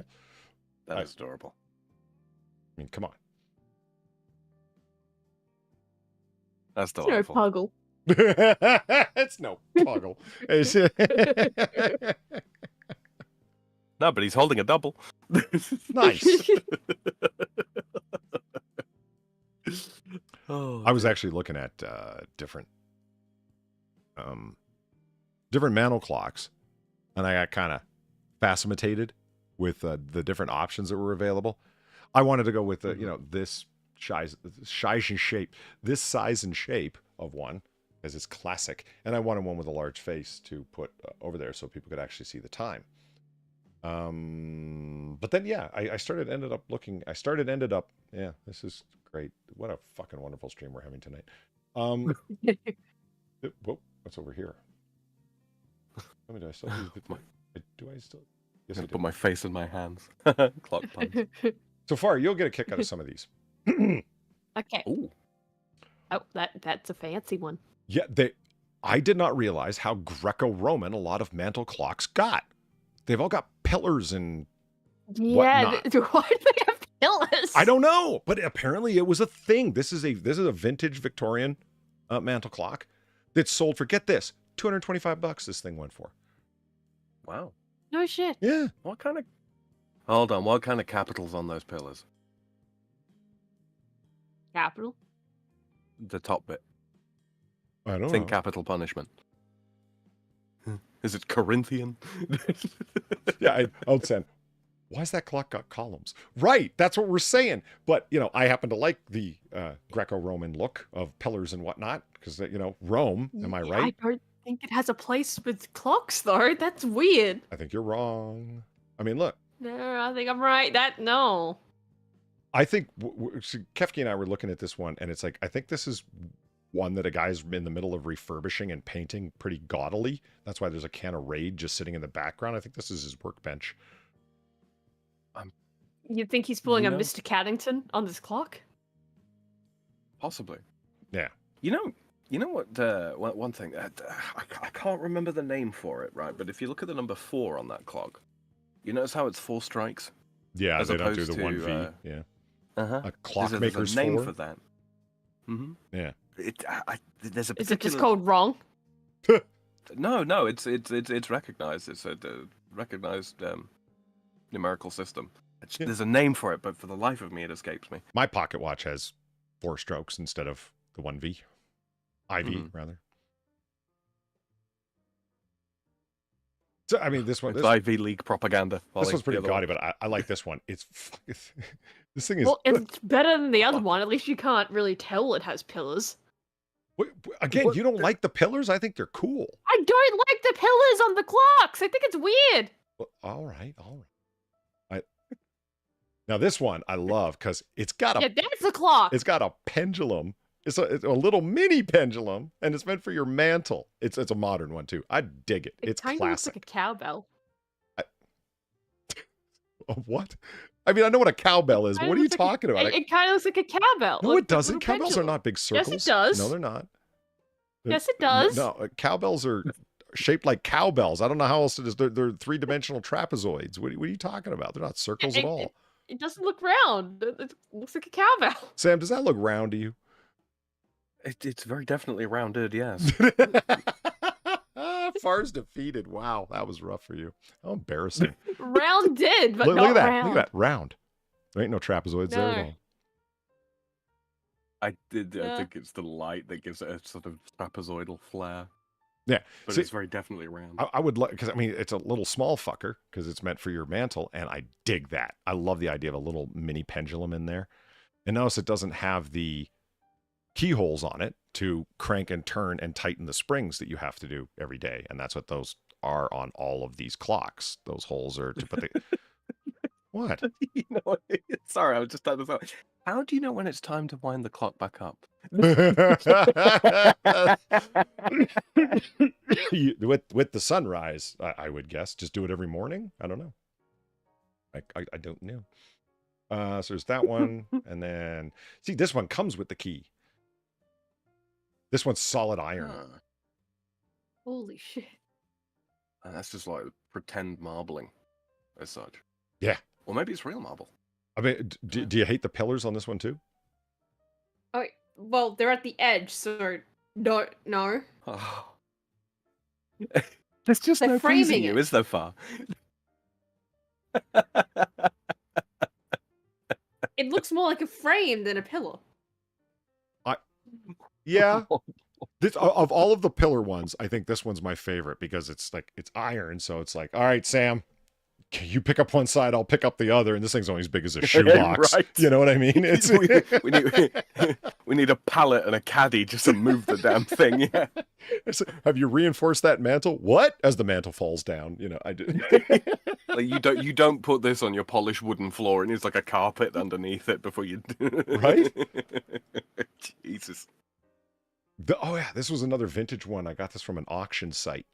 1875. It's got a little drawer.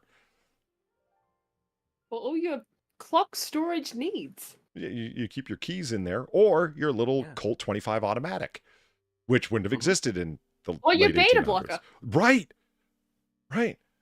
So your wife doesn't steal them all and astral project away from you or something. Yeah, and a 3/16 Allen key. Yeah. Mm-hmm. Classic. I don't hate that actually. I think this one's the shape's classic. a little awkward, but Yeah, it's got arches and little pagan statues or whatever. Which you could, very easily convert into a Catholic clock. Put little statues of the saints on there. Mm-hmm. I knew it. You know what bugs me about this is it's the same one on both sides. You could have put a mirror image over there. Like both harps are on the right. You couldn't have like the harps on the outside. I know it seems like a small thing, but that would bug me over time. It bugs me. That they're not Roman Arabic numerals, numerals. even though the whole thing is Yeah. Roman. Yeah, exactly. Exactly. It jumped out of the page at me immediately. Those are Arabic numerals. This is wrong.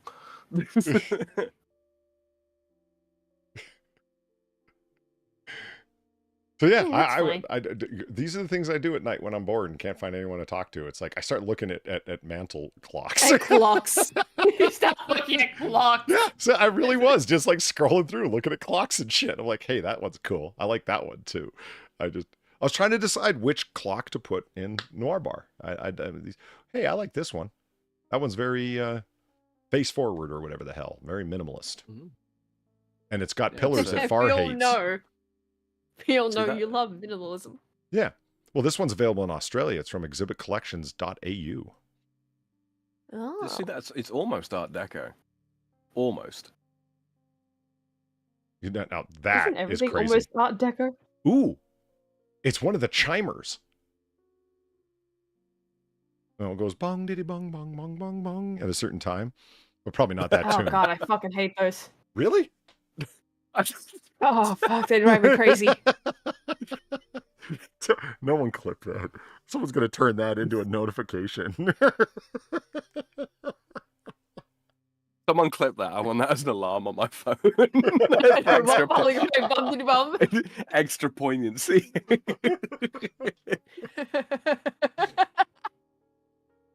I wonder what the two little dials are. I was supposed to say a histogram, but that's not right.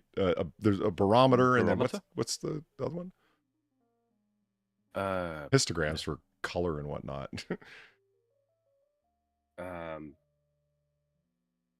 My brain is just not engaged today. Jesus. It's not a I don't know. hydrometer. Words. A hydrometer is for relative liquid density. What's a Perhaps a thermometer? A what? Perhaps a thermometer. Oh, maybe it is just a straight up thermometer. Yeah, I'm getting too technical. Maybe it tells the temperature, dumbass. Oh yeah, right. What's a humidity-a-thermometer called? I don't know. I genuinely don't know. A hygrometer? Well, Hygrometer. it's Cheshire That Smurf would make saying that. I sense. don't trust most things. No, He comes up with it. That does track. Yeah, hygrometer. Really? Okay. Instrument used for measuring the moisture content in the atmosphere. Nice. Okay. Yeah, because think hygrophobic. Okay. Resist moisture. Here, Far. Is this better for you? Is that nouveau enough? Oh, that's post nouveau. That's almost art moderne. Yeah, that's. Oh. I don't know. It's not digital enough for me. I'm just... You Philistine. You actual Philistine. Oh, Sam, get this. Yeah. You should appreciate this. What is the difference between a chamber clock and a mantle clock? I didn't even know that a chamber clock was a thing more than a few days ago. The room it's put in? Right? I will give you a hint. It's only one thing.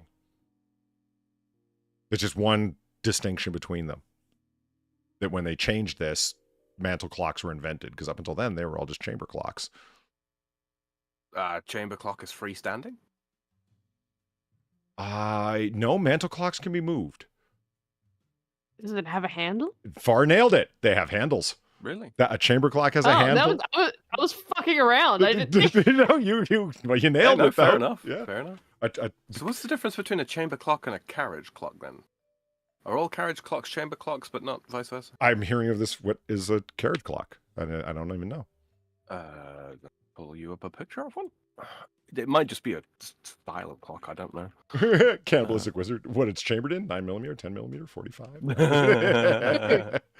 Yeah, so this would be a chamber clock because you can carry it from room to room as needed. Thus the handle. And mantle clocks were just when they removed the handle and they were just meant to sit there and stay there. They were mantle clocks. I'm like, oh, that's cool. see. Okay, now I know.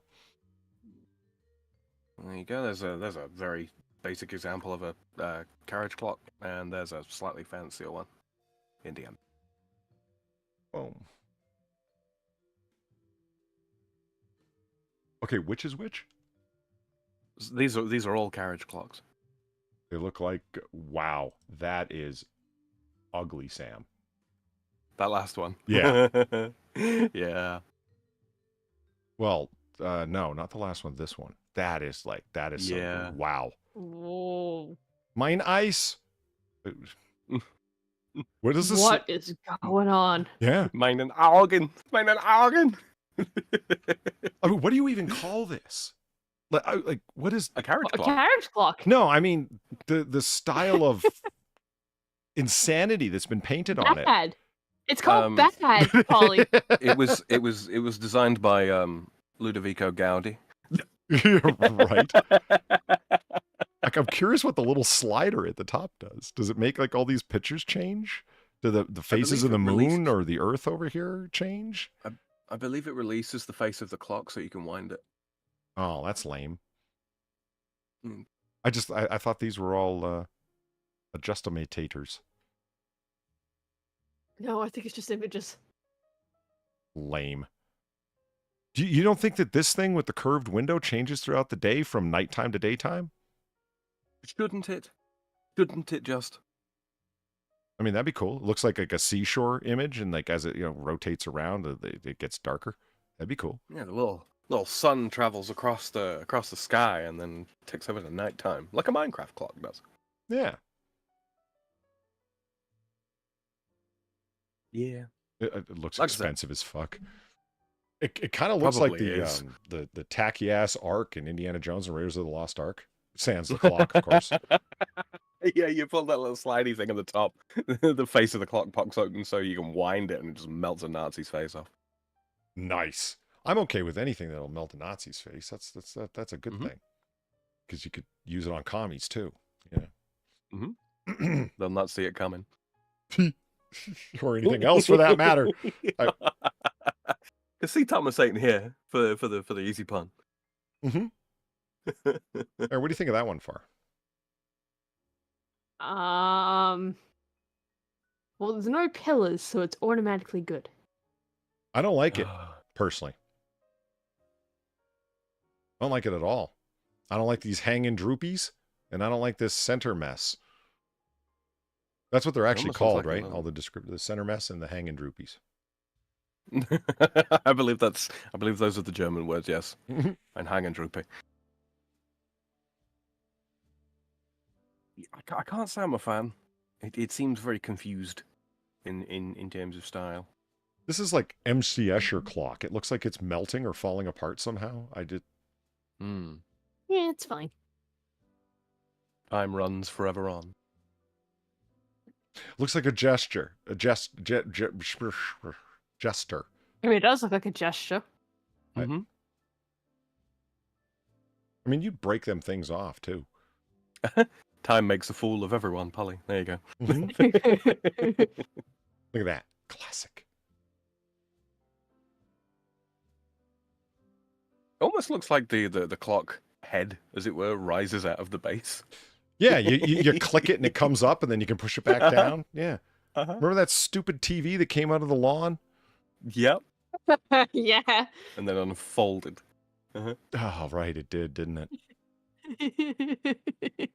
And, you know, like, everyone's making mano clocks and everything's going fine. Then the Swiss got involved and everything got complicated. Swiss. Fucking Swiss, am I right? Fucking quasi-commies. All right, anyway. That's what they are. They're crypto commies. Those bastards. I'll show you something cool. Of course. Yeah. Of These- course. Oh, these things are awesome, Far. Are you kidding me? Look at that. Hell yeah. That's what I'm talking about. Actually, this one. The one with the 1911 in it. That's the win.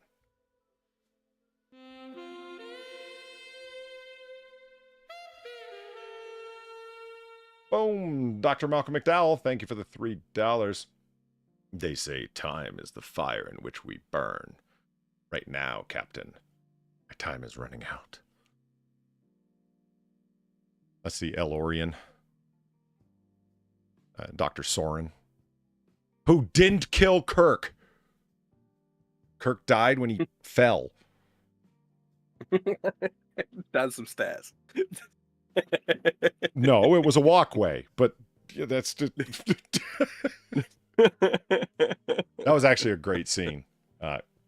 He's trying to freak out Picard, and he's an Elorian, and they're not exactly telepathic, but they can kind of tell what's on your mind. They're gifted listeners, and they make you want to talk to them.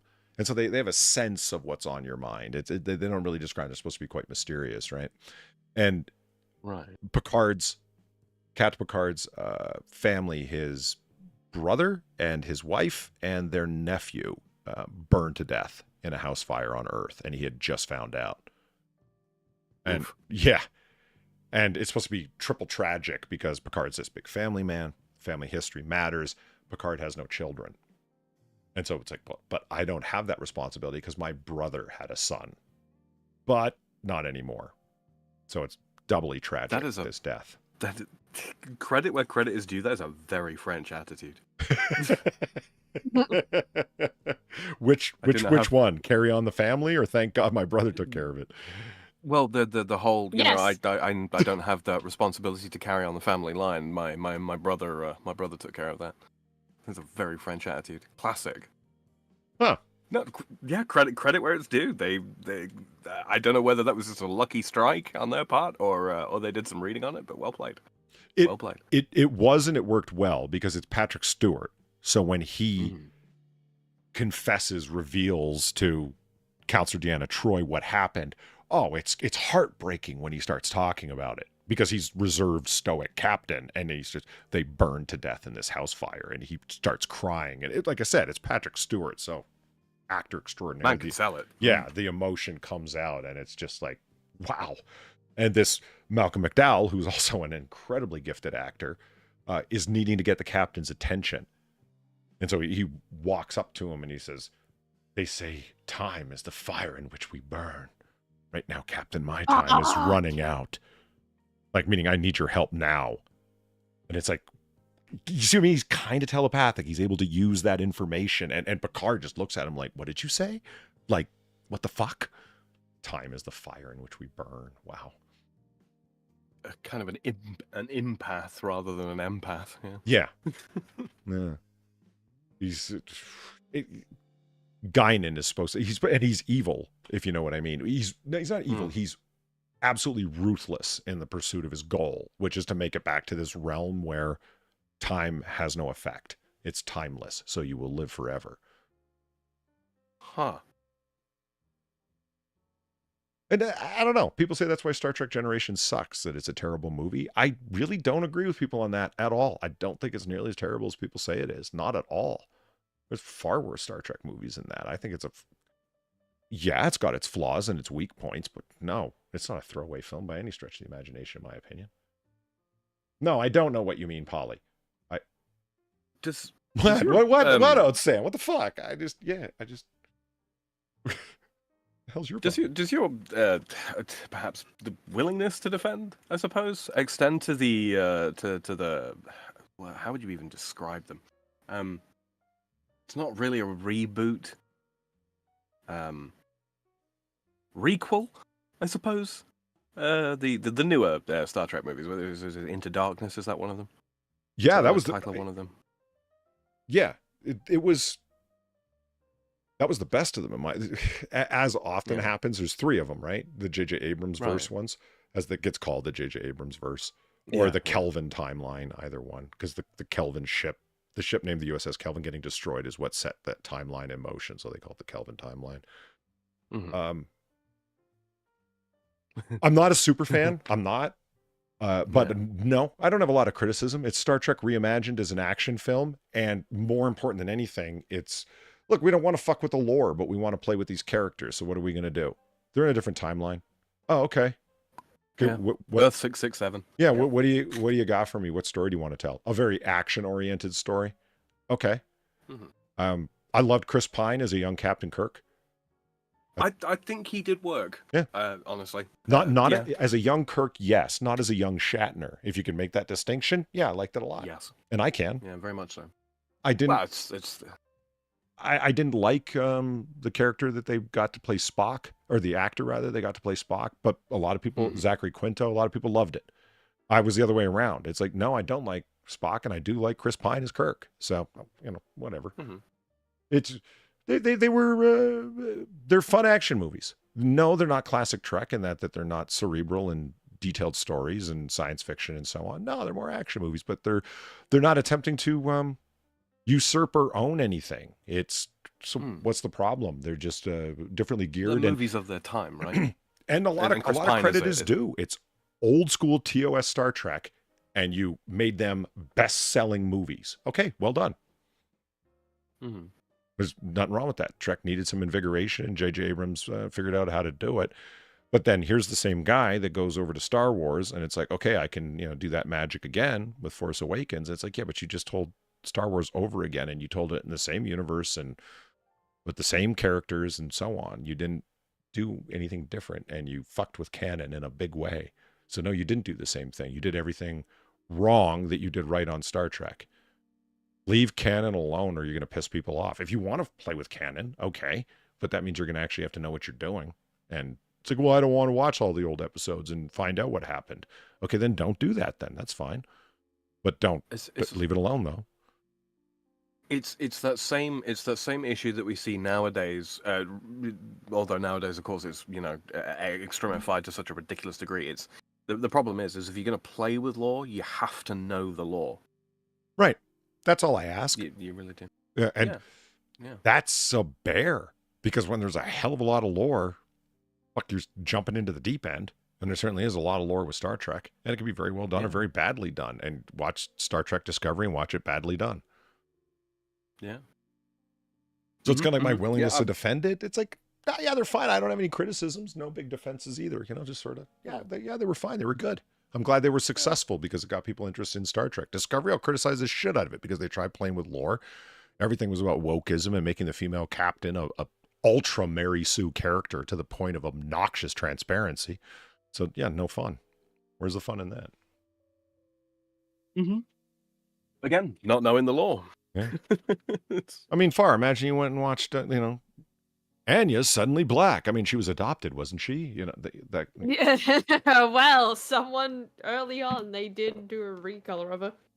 Oh, that's right. The Anya recolor. Yeah, I remember that. They did, where they turned like her hair all textured, and they removed her little hair cones as well, which is like, why the fuck would you bother with that? Yeah, those aren't part of her hair. They're like, just why little would headdresses. you bother? Yeah, it's just a hair ornament. Why the fuck would you bother removing the horns and giving her those little weird bubble things they gave her instead? What's the point? See, Eagle, you get it, right? Now I was talking about a mantle clock. You see that giant space under the painting, don't you? It's just asking for a mantle clock. I know, I get it. It's got to be the right one, though, because it's a focal point. Yep. Yep. I ain't no fool. I realize that.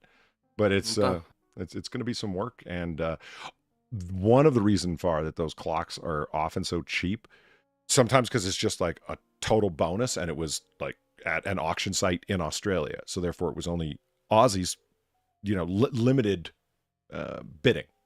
So therefore, yeah, there's a limitation on how high it's going to go. Where if it was some famous person who owned it from history at a Sotheby's auction in London, oh shit, watch out. You'll have international bidders and so on. But some of the clocks went so cheap because they don't fucking work. Yeah, I would expect that. Broken parts, broken springs. You can't call it the clockmaker. Him and his family have been dead for, like 100 years. Yeah, well, but so is Tom Clancy, and yet, every year more games come out with his name on them. Is Tom Clancy dead? Yeah. I mean, not for 100 years, but... What, is he dead? 10, 15? Is he dead? Oh, welcome to Noir Bar with our newest game. Isn't he dead? I was actually fucking around looking for a beat to set that to, man. I took the cuts and everything, but yeah, I'm gonna get to it. To be honest with you, I think you could probably have sort of like a bit of a hip hop kind of swell beat as it goes, like building up, but just people talking over it, not necessarily in time. Anyway, we were just talking about blah blah blah blah blah. That's what I was going for. I was going for like I was going for like a blues band or swing lo-fi beat. Mm-hmm. And I think I found some things that work. I don't know. I'm going to have to mess around with it a little bit, but yeah, I didn't get around. Beat drops out. Wait, isn't he dead? Yeah. The main thing is going to be the it's mega point. That's going to be the the baseline, as it were, right? And it's, he poured himself a mega pint, and then Johnny Depp's line where he goes, a mega pint. It's just, whew. I'm so glad I revisited the Depp Heard trial. Fuck, there's so much I did not know. I completely missed that psychologist's entire testimony. And he's the guy who, isn't he dead? Like, that guy was insane. He was great. And now he's the medical director of an asylum. My God. The trial of Willy Wonka and the Chocolate Factory. Oh, shit. No, I did read that. Nice guy Eddie's dad. Thanks for the $3. Hey, back in 1947. How about that, Lawrence Tierney? Nice guy Eddie's dad is played by Lawrence Tierney in Reservoir Dogs. Isn't he dead? Yeah, I think Lawrence Tierney is dead, actually. I did. Holy fuck. Did you see the Isn't He Dead clip, the crazy psychologist? No, I don't think I did. Like, I'm kind of sitting here like, did I miss something? Picture. I feel like I'm missing something. Picture Dr. Emmett Brown, but not nearly as adorable, but absolutely as insane. Okay, but not like a scientist, engineer, builder guy, as a psychologist. Same hair, though. Okay. Like googly-eyed, old, weird. And this was the psychologist psychiatrist that Heard's team called to the stand as an expert witness. And then, holy shit. Here we go. I have a picture. Yeah. Okay. So, and Depp's attorney in the cross-examination, it just turns into the. Well, he's pretty sane looking there, actually. Let me just. There's worse. But copy link. He. There you go. During. It's a bit better. Yes, that's during cross-examination. Oh my God! All of his insanity came out, and it was just fucking glorious. Dr. David Spiegel. There he is. Oh my God. He had opined. I kind of imagined him with more hair. So did he. It gets it gets messier as he's testifying during the cross-examination. It really did, didn't it? Yeah. Oh, it just straight up poofing out like Doc Brown. And I'm just saying, Your Honor, it could have been ancient aliens. Right. I'm not saying it was aliens. But He it's aliens. he had testified in his capacity as an expert. He tried to downplay it later, but he really did testify in his capacity as an expert that Johnny Depp using an earpiece to have his lines fed to him, like the way you'd have someone staying behind the camera as your vocal coach, where it's like if you forget your line or you want to read lines with someone, there's someone there to do it with you, right? He's got an earpiece in with his lines that has a mic in it that he can talk back and forth with. So, here's his earpiece.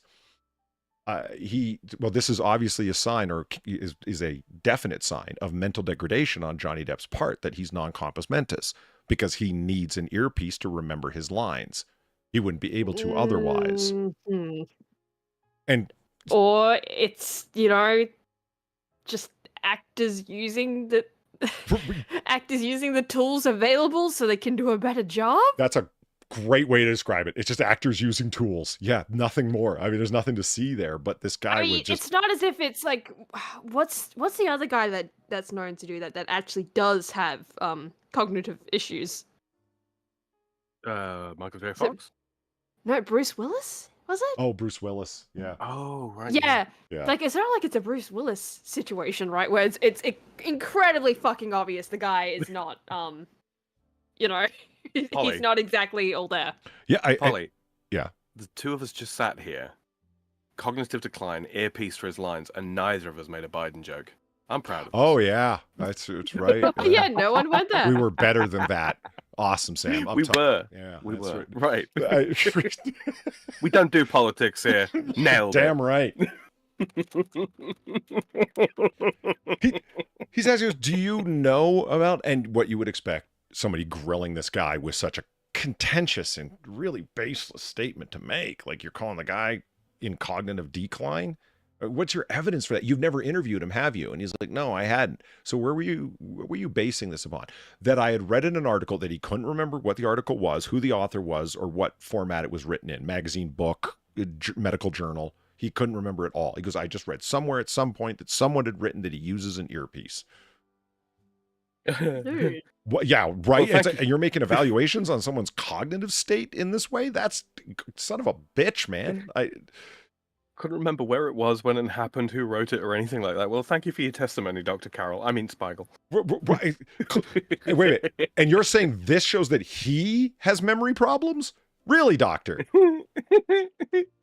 Sure, you're not projecting that? Yeah. Do you know where you are right now? But are you aware that actors do this that are not suspected in any way of suffering from mental decline, as you said, Far, just using tools that are available for their craft? And he says, I don't know. I'm not an expert in movies. I have no way of knowing this. He goes, were you aware that this was a tool that a lot of famous actors have actually used? And he said, no. Again, I said, I'm not a movie expert. He goes, okay. Were you aware that Marlon Brando used an earpiece? And Spiegel looks for a second and goes, isn't he dead?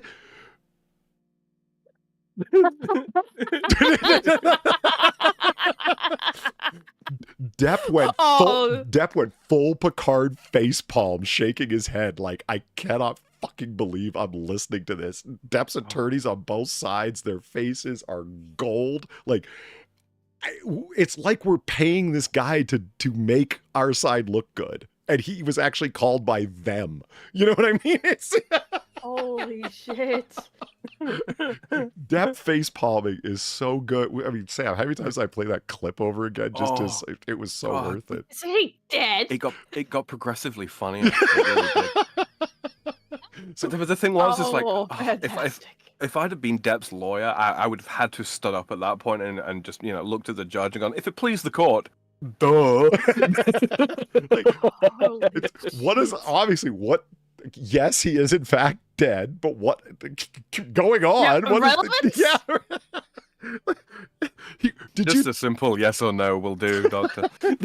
Did you think I meant using an earpiece right now as a dead man? Like they buried him? Yeah. They buried him with the earpiece so he could act from the grave? Like, what the fuck are you on about? Of course he's fucking dead. The all-new Yamaha Ouija. And a totally different part of the trial. one of Hurd's attorneys is grilling Depp when he's being cross-examined on the stand.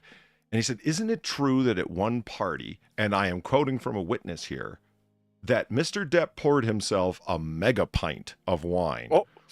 And Depp kind of, he gets that, like, Depp's hilarious to watch. He's just, you gotta love the guy. He leans forward to the mic and he gets a smile on his face and goes, a mega pint. And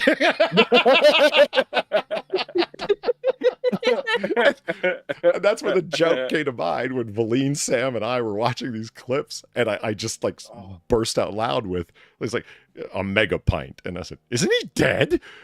After pouring himself a mega pint. I mean, you would be if you poured yourself a mega pint of wine. Yeah. Jesus. And I'm like, holy shit, I have got to make a fucking hip-hop mashup track out of that, man. A mega pint, mega pint. Isn't he dead? A mega pint, a mega pint. Yeah, it's gotta happen.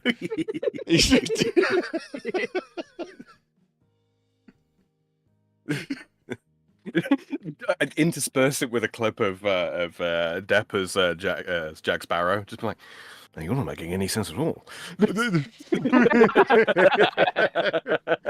And it's going to rise in action and action until it gets to the crescendo moment, and then you'll hear Hurd come in with, and stepped on a bee. It'll happen. It'll.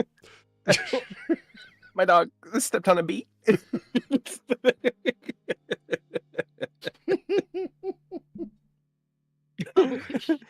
dog stepped on a bee. I watched a YouTube poop of it was all of Amber Heard's statements during the trial, except all the words were removed and it was just her intakes of breath. And I don't know why I watched that thing for like 15 minutes, just mesmerized. It was so stupid. Like Peter and Cheshire, you're both right. Like, yeah, mega is an actual thing. Why would you even? Did you not pour yourself an excessive amount of wine during that party, as testified by a witness who was there? You don't need to quote the witness to characterize a mega pint as an excessive amount of wine. We have a witness that said so. A gigaliter. Right, yeah, you don't need to go there and name actual... if it sounds ridiculous like that, because even if he did drink to the point of excess where he was vomiting and ridiculously out of sorts, because they're trying to paint him as a excessive drinker and an alcoholic who blacks out and doesn't remember what he did. Hence, he doesn't remember beating Amber Heard. That's where they were trying to go with that. It kind of dismantles it when you can turn it into another opportunity for Johnny Depp to be his naturally charismatic self and mock the statement you just said. What the fuck is a mega pint? Nothing. That's exactly it. It's someone trying to describe it, but not using the correct terms. Hold on, I've got a fusion here. A mega pint? A little mega pint?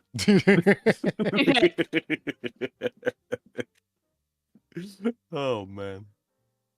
Oh, wow. Oh, cool. Yeah. Yeah, I thought you'd like this. Right. Inside Tierra e Seganino, the members-only New York City nightclub with a gun range in the basement. Did that hurt, Sam? I mean, I know you're not Italian, but did that hurt? No, not really. No, Okay. the Italians deserve what they fucking get. Holy shit. Just like the Swiss. The only place in New York City where you can get a gun and the cannoli. Oh, wait, I misread that. It's even worse than I thought. You're so drunk you can't hit nothing. I wish. You're probably seeing double. I have 2 guns, 1 for each of you.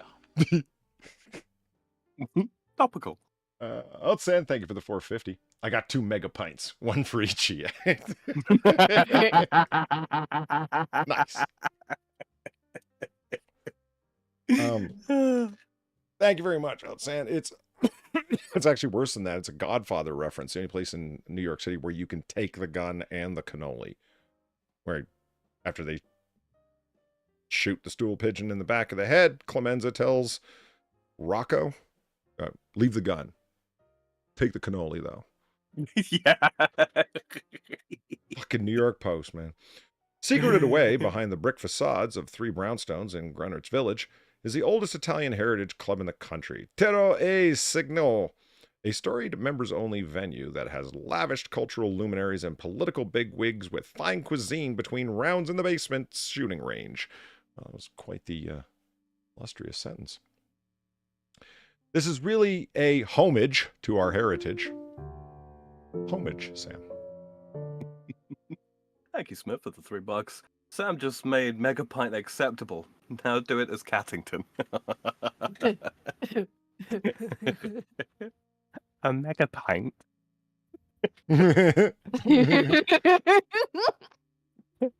The Cardinal has requested a Megapint. Oh dear. A mega pint of cream? Ooh. I just got caught up looking at this story off the side. Man, New York Post is trash. Fashion designer Oh, yeah. 50 found dead with scarf around her neck, and they got a picture of her with a scarf around her neck from a fashion shot. Wow. Oh no. That's just distasteful. It is. Like, that's just, like, she could have been murdered. It might have been suicide. Who knows? But y'all are tacky, man. Like, Jesus. It's not like she went out like David Carradine. It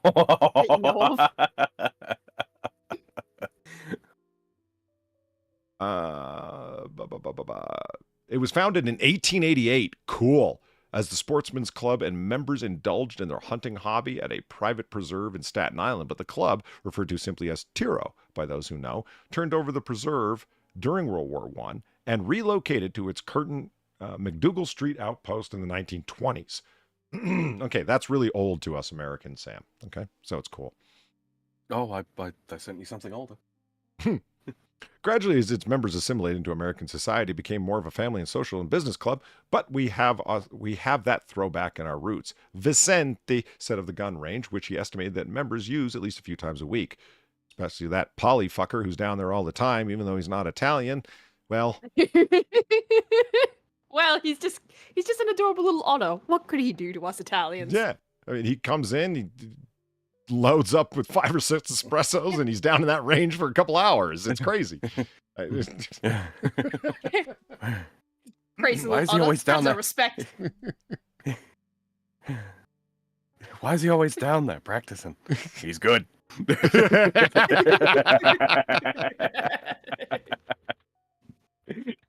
That's actually a really nice range.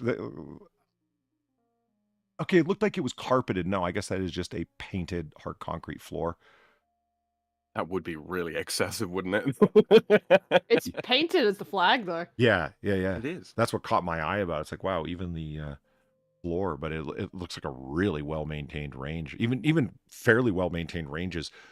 All of the cardboard and confetti that the paper targets get shot up with, like, it is a constant effort to clean up all the schmutz that flies down range from barrels and exploded targets. The club did not provide details on how it obtained the firearm permit, though the state allows businesses to run a shooting range with ammunition below 50 caliber. The club did not provide details. Yeah, I wouldn't either. Fuck you guys. Yeah. Is that we conform to the law. And how do you do that? Very carefully, fag. This is a private establishment and I will not be harangued. No, but I mean, seriously, would you answer a news entertainer's questions about your private gun range? I sure as hell would. Absolutely not. Yeah. It's like, I would follow the law, et cetera, Like, et cetera, but well, there's no... why would... None of your business. No, I'd immediately ask, like, why do you want to know? Yeah. Do you have information that we're not? Well, we're just asking questions here. Yeah, really? Do you, do you hire prostitutes? Well, that's none of your business. Oh, you do, don't you? Like, ask news entertainers probing, insulting, accusatory questions. Watch them turn around quickly and say, hey, I'm the one asking the questions here. Why? Because you have a microphone? I could have a microphone too. Right? Bastards. My go-to is the, have you stopped beating your wife yet? Oh. That's my go-to. I mean, that's an even more effective one if they're a lesbian. It is. Statistically. Mm-hmm. The club's name, Tiro e Segno, translates to Fire at the Target, an apt title for a place where today 22s and the food still rarely miss the target.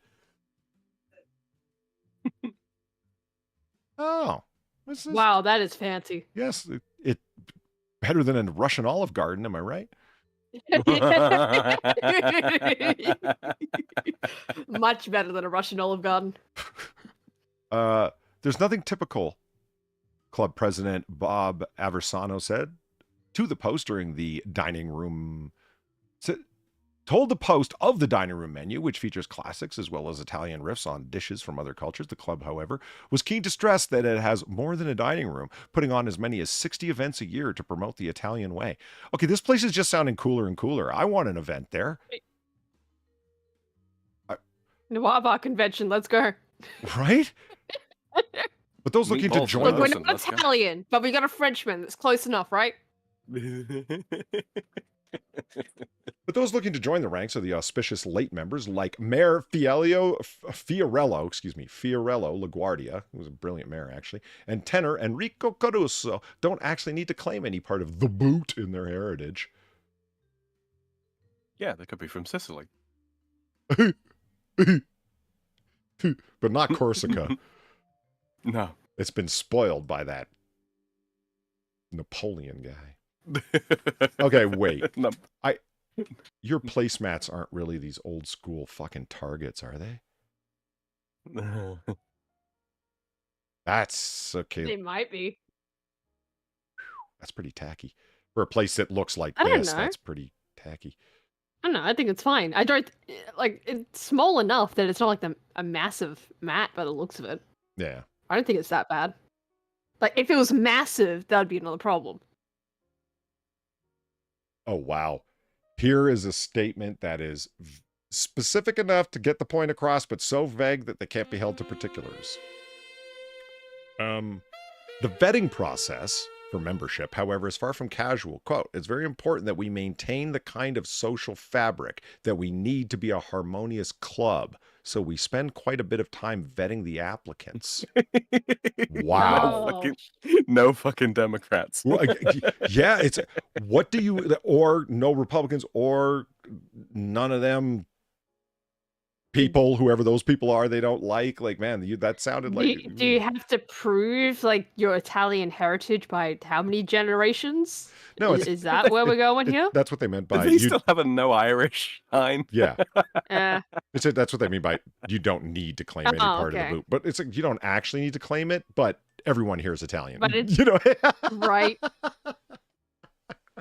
I mean, they do have that sign up in front that I saw, no Irish or dogs, but you know, that's just.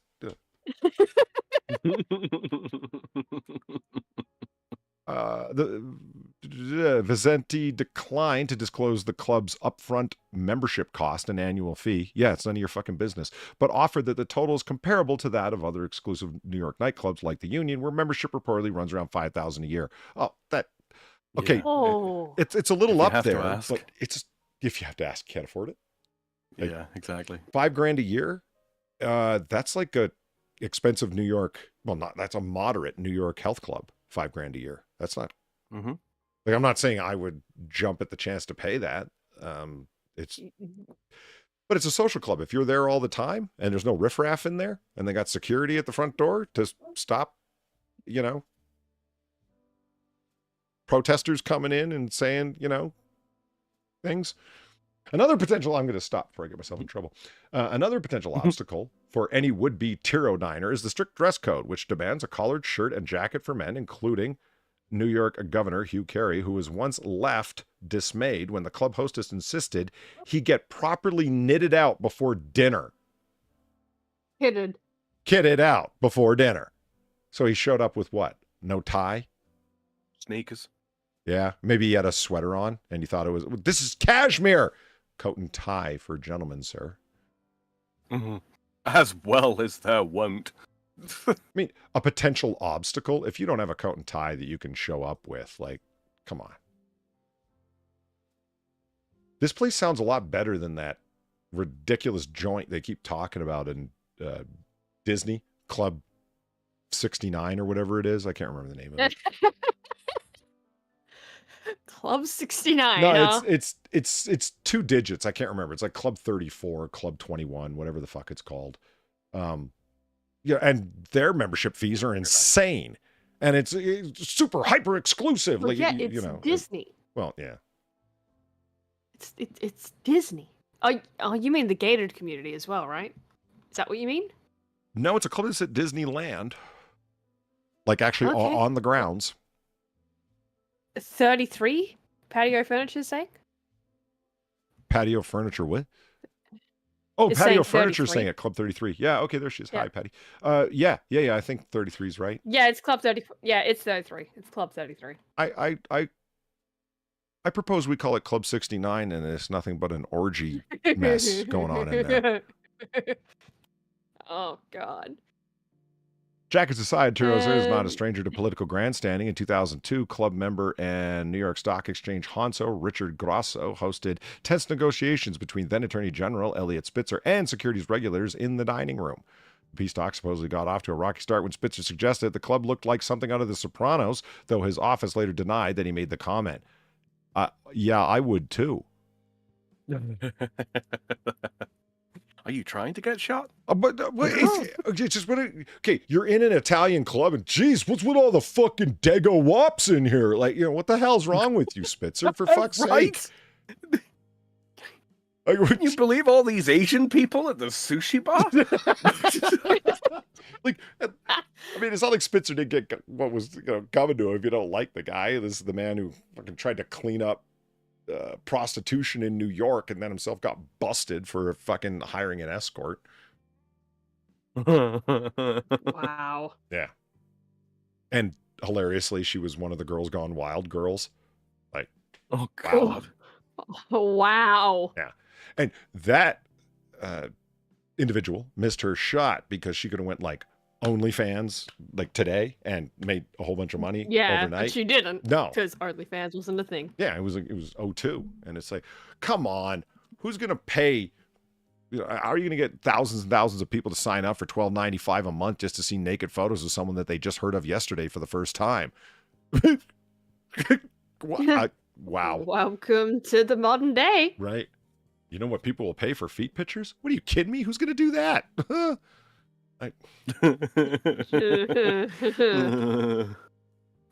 Excuse me. Excuse me. And bless you.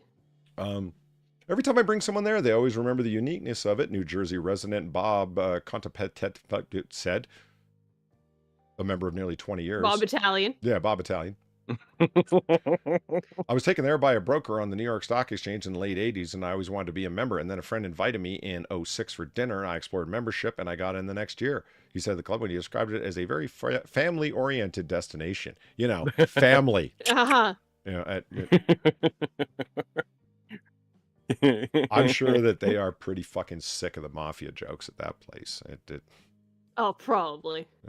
We used to go a lot on Sundays. I think my parents used as training grounds to make sure I could behave when I was taken out to dinner. He recalled of his childhood at the McDougal Street brownstone. I remember my younger brother running up and down the stairs playing around. We would just run all over the club like it was our living room. I mean, this place looks cool. I'm not going to lie. This is pretty awesome. It does. No, it looks cool. Yeah. The Italians did well here.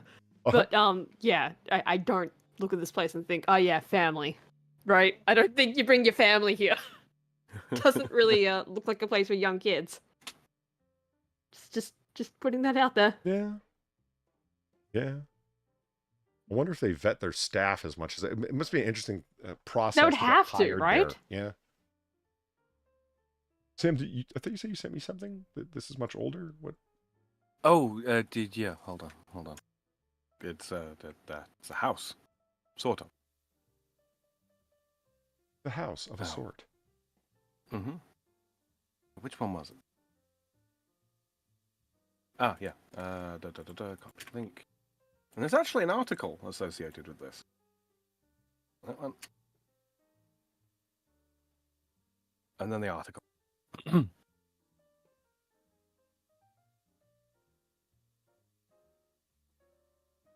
Oh. A Spot the Thing house, you mean? I did kind of, but not really. It's more just a short intrigue. Oh, okay. Yeah, I pulled this one. Okay, right. I already pulled this one up. Okay. All right. Okay. I'm up to, yeah. I thought I knew it was happening, but I didn't. Okay. Enough of my babbling.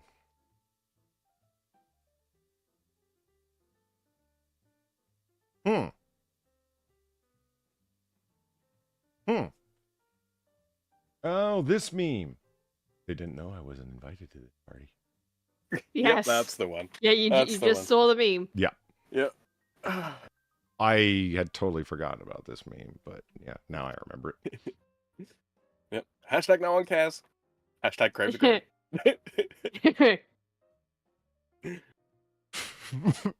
Have you ever been to a party where they hand out them party hats?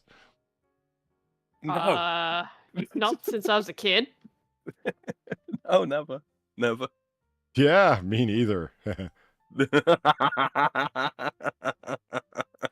Was it a child's party, Polly? Yes, for my dignity, he said. Okay. I grew up working class, Polly. We had to bring our own hats. We made them out of newspaper. We had to balance them on our heads. There was no string.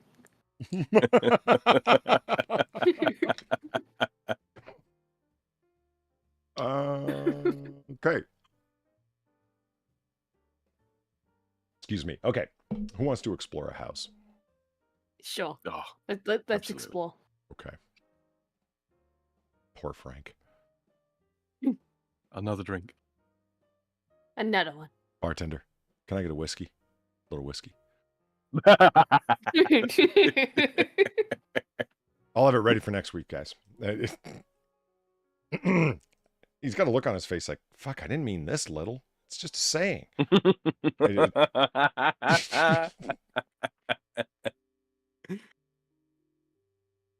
There it is, ladies and gentlemen. We are going to be looking at 406 Swedeboro Road, Greenwich, New Jersey. Norway. Yes. This is Norway, also Sweden. it's beside a McDonald's. No, it's not. No, there it is. Okay. Why the country's oldest log cabin has slashed millions off its price. Because you showed what the inside looked like? Well, let's take a look inside. All right. Oh, let me do what I did before here with the things and the stuff and the whatnot. Yeah, that's scented. Queen. Perfect. Play capture large. Everyone loves hearing me talk while I'm doing things. You guys talk amongst yourselves. I'm just trying to. Oh, okay. Well, Cabins. Log. well, that sounded so. I thought so I meek. thought Far had something. Well, I thought Far had something, but you know, it's fine. If you are listening in the future and you didn't get a chance to take part in our wonderful, wonderful chat with all these delightful people, then don't worry about it. Leave a comment down below on this replay. If you're listening to it in the future, that is, because Polly gets a notification when those comments come through, and you know, if it's a question or something along those lines, he'll endeavor to get back to you at the next most convenient juncture. And yeah, if it's about a particular part of what we've gotten up to here tonight, make sure to leave a timestamp so that we know what the hell you people are on about. Mm-hmm. Yeah. Did you have a favorite comment from last week, Polly? that far up top pop was pretty. I don't know. That was pretty golden, was up man. there. I think that's got to be it. And I Yeah. definitely laughed out loud, especially because it had like 20 likes after it, and there was only like 4 comments for the whole stream. I'm like, wow, that really brought them all in, didn't it? Says it all, man. It says it all. How much was this fucking place going for? Hold on. Whoops. No, stop it. All of these fucking... I need buttons for these things. God, they got to invent a box with just buttons on it that allows you to actuate stuff. like a stream deck, if you will. Yeah. Holy shit. $138,000. Uh-huh. Holy shit. What do you mean they slashed millions off of it? Yeah, it was going for 2.9. What the fuck? Okay, I have never seen anything like this. Okay, we'll get 1.5, on I to do that apologize. later. Let's is there a description on this? Yes, there is. Yeah, property overview. Maybe start with the description actually, Polly, because there aren't an awful lot of like spot the thing in this. Okay. But I just thought it was neat. Okay. I actually did have a particularly neat other property for us to look at, but those are locked up on a browser that fucking Windows updates won't let me open. It's okay. I'm not angry about it though. It's been knoxed. Mm-hmm. It's locked away from the public.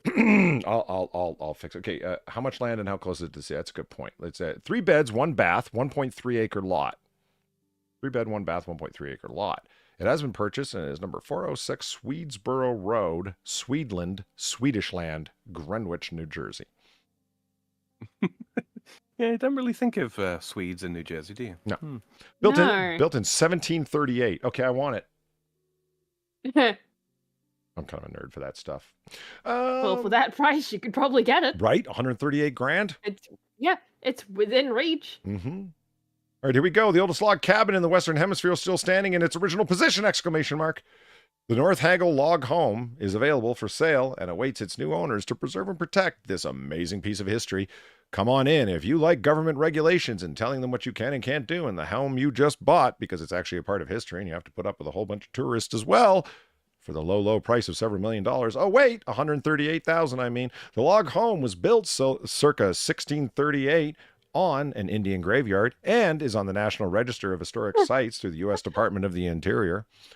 The attached colonial home was constructed in 1738 on a further extended Indian graveyard, which makes it one of a kind, exclamation mark. The 1.3 acre parcel is filled with Indian graveyards and graced with a 100-foot redwood tree that have all been chopped down to make the cottage.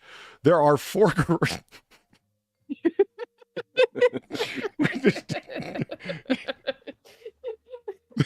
There is a 4-car garage, machine shop, and shed. The current owners have delighted thousands of visitors because they were required to by the Department of the Interior with private tours and have kept the cabin preserved as a museum that they had to pay for. Guests have included ambassadors, consulate generals, congressmen, governors, authors, professors, archaeologists, and historians, all of which stayed at their home free of charge at the cost of the the homeowners, because that's the way it happens when you purchase something that old. And just as exciting are the visitors of all ages who take the tour. That's right, bratty children will be destroying your priceless property, quenching their thirst for love and history of days gone by. They couldn't really give a fuck, but they're going to carve their loved one's name in your precious redwood cabin. Could be ideal for the in-house professional, a unique bed and breakfast, and numerous other opportunities. Subdivision or by adding an additional structure. Remember, there's still additional Indian graveyards to take over. Maybe a possibility to explore by the new owners. Take your tour and see for yourself. Okay. So the thing that stood out to me about this, Polly, is at 1638, that is verified as older than my place. We've finally found one for you. Nice. Uh-huh. Isn't that a Third Amendment violation? No, they have to be soldiers. So if it's just an ambassador or some bratty kid, you're stuck. And I would love to see the Third Amendment put to the test. I really, really would. In the case of eminent domain, where it's like, we're going to take this piece of your property because we need it for National Guard barracks. No, you're not. Yes, I am. Well, the Third Amendment says you're not. Because, I mean, you swore an oath. To me, you guys have possibly remember me hearing me argue this point before, and because I sincerely believe it, the most American of all of the amendments is the third. Not the first, not the second, not the fourth, not even the 10th, which a lot of people go to, and I have a lot of sympathy for that position, but I say the third is the most outstanding American, particularly American of them all. Because it wouldn't occur to somebody outside of America that there should be a pre-existing natural right. You can make the case for the Second Amendment to people, and they're going to get it. They might not agree with it. First Amendment, freedom of press, freedom of worship, freedom of speech, etc. Sure. Freedom of association. Yeah. You could approach government for redress of grievances, Yeah, a lot of other national constitutions have that. Who has the freedom to not have soldiers barracked and billeted in your home during peacetime? Yeah, soldiers of the realm. It's very, very. I don't know of any other countries that have anything along the lines of the Third Amendment. Yeah. Certainly none that enforce it. And the reaction when you tell most Americans about it and say, and you make the point, say, I think it's the most American of them all. And you tell them about it, and the reaction is American as fuck. 9 times out of 10, they laugh. Because it's inconceivable that a government would ever do something like that. Oh, you are so American. I love it. Are you kidding me? That's my property. When anyone else is like, yeah, when the government comes knocking, what are you going to do? It's like, what do you mean? What are you going to do? You're going to get your gun and you're going to, like, you're so American. They can't see it, right? They're too close to it. That's hence my argument. It's just, everyone else in the world can conceive of it, but we can't. It's very us. So anyway, 3 bed, 1 bath. I'm surprised they have a bath. Because, 1638. Well, there is only one. That's true. That's true. And it's made of tin. Display capture. Boom. Boom. Let's look, shall we? So there it is from the outside. America. Oh, you don't think they're going to do a virtual staging, do you? Oh, God. I forgot about that. Oh. It was truly offensive, wasn't it? It really was. Yeah. And just downright really insulting. Find it offensive. I was just more confused. Like, why would you bother? This is a lot of effort to do this. Why would you bother? The house is already staged. Why would you virtually stage it again? Yeah. I'm fascinated just looking at, like, what parts are actually original to 1638 or 17... What was it, 50? 1738 for the house and 1638 Well, for that's the, certainly not.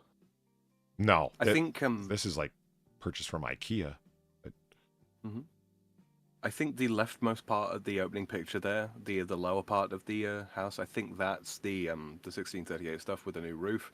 And then I think to the right, so. that's the house that was built on after. Yeah, I think you're right. I see.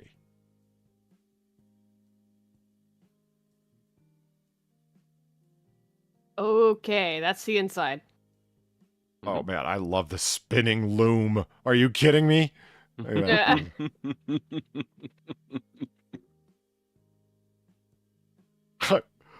I mean, that window is so adorably askew. Look at that.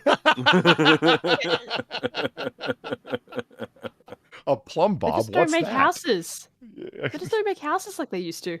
Yeah. How are we supposed to know, whether it was straight or not? Hang a weight on a string, brother. What the fuck? It will always point at the center of the earth. It's sort of how it works. I don't think you know how to build a house as complicated. I don't think you appreciate the gravity of the situation. Oh, it's even more on an angle there that you can just really tell. Okay, yeah, I did. I'm afraid of what evils are in that chest. Yeah, it does seem like the kind of thing where, they were able to secret away some demonic force in there.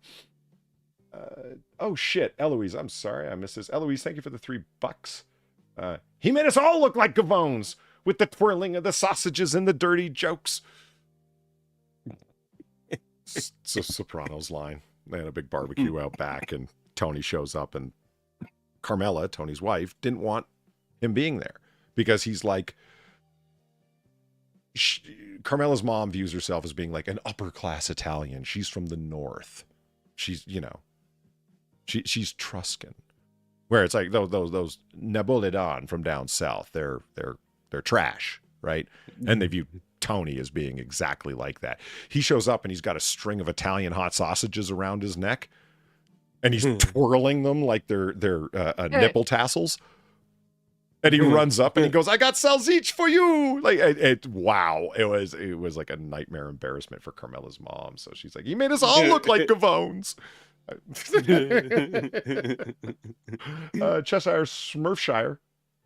Chestershire Smurfshire. Whew, made it even worse. Thanks for the $3. Sorry, I hung up on the black sheeps of the family. Or are they the good ones? And Weebo legs, mostly Weebo legs. Mm-hmm.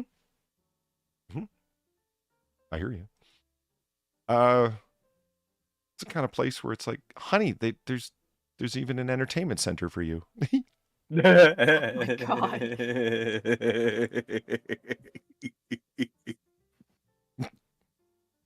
Oh my, wow.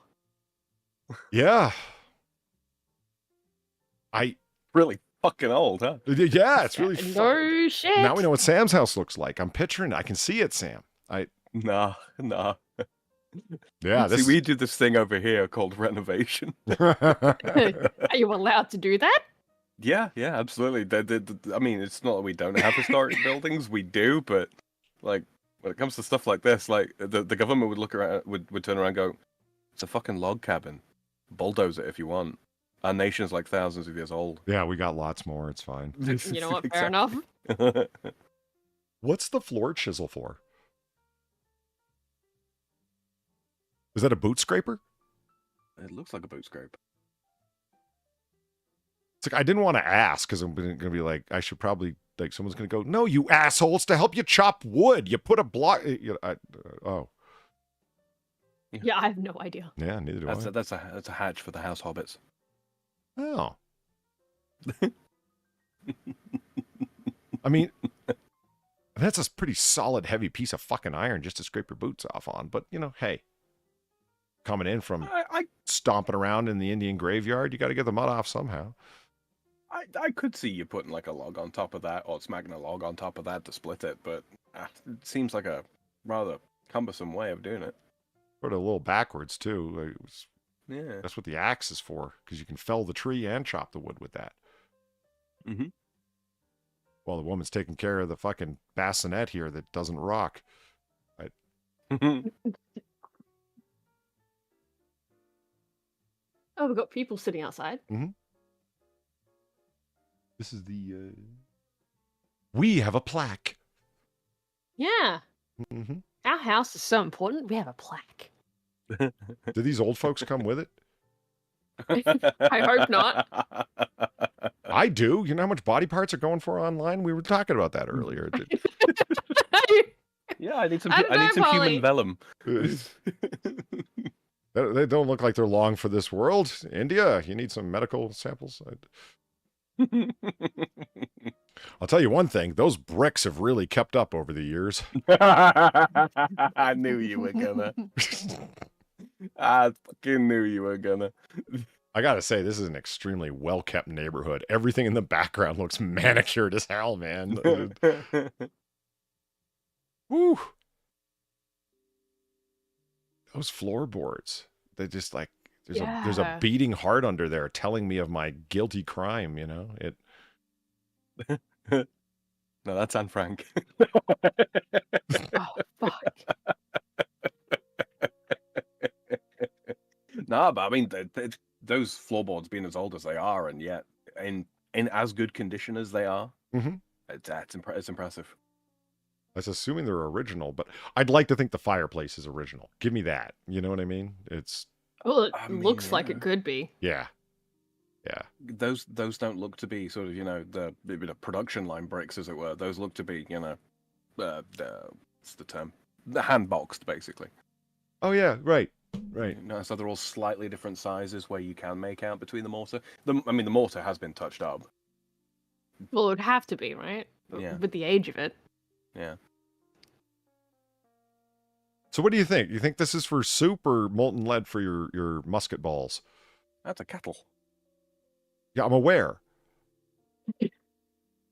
You don't melt lead in a kettle. Well, maybe not in France, but It's for water for making tea, Polly. Oh. I wouldn't drink water out of there. Are you crazy? Look at that. It's probably redder than got lead in something it. in the Australian outback. Fuck. Still doesn't look as rusty as that fucking train. Right. I yeah. mean, hey, it's probably made of lead. I wouldn't boil water in that. I mean, it's nice that they hang all their 1600s dental tools by the fire, though. There we go. What the fuck is that? It's the Women's Entertainment Center. I told you. It's What the the spooling fuck is yarn. that? Yeah, it's for Oh, it's okay. a spinning, like, you know, the yarn goes around the outside the wool and yarn, and it's. Well, you're a knitter. Right You then. should know. No, I don't know. I don't know this shit. Well, in the years before you bought them pre-spooled, you had to spool them yourselves, Far. Well, I've never had to do that, so why the fuck would I know what this is? What you do is Oh, you get the sheep to sit down beside it, okay? And then you...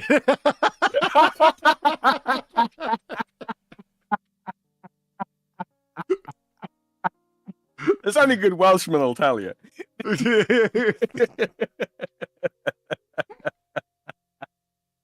That was classic, Polly. Well done. 10 out of 10.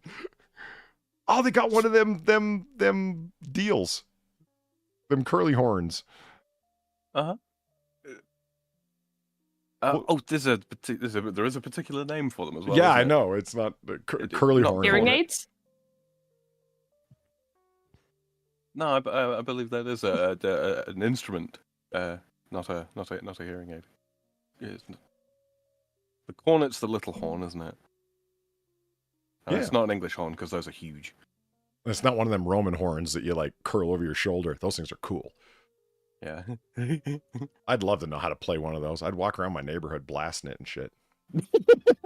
Just walking up to random people. Doot, doot, doot, doot, doot, doot. Yeah. Yeah. I was like, what are you doing? I'm performing my own triumph. Can't you tell? I've got laurels on. That's that crazy bastard who lives up the street. It's just, I'm just doing my duty. I do. I get why they don't really have an option. It's like, we've already seen this. Can't you show us more? There isn't it. More. This is the whole cabin. Yeah. Mhm. Imagine sitting in front of this thing for 10 hours a day, Far. Oh, jeez, I'd want to kill myself. Well, luckily, there's Are you plenty of sure? graveyards around. It looks really entertaining to me. And here's the same room from a slightly different angle. And the window, which is also at a slightly different angle. And the ceiling, that is also at a slightly different angle. It's true. That ceiling has got a pretty big wow in it, as my dad would say. It's about, yeah, as they say in back in old Blighty, it's all on the piss.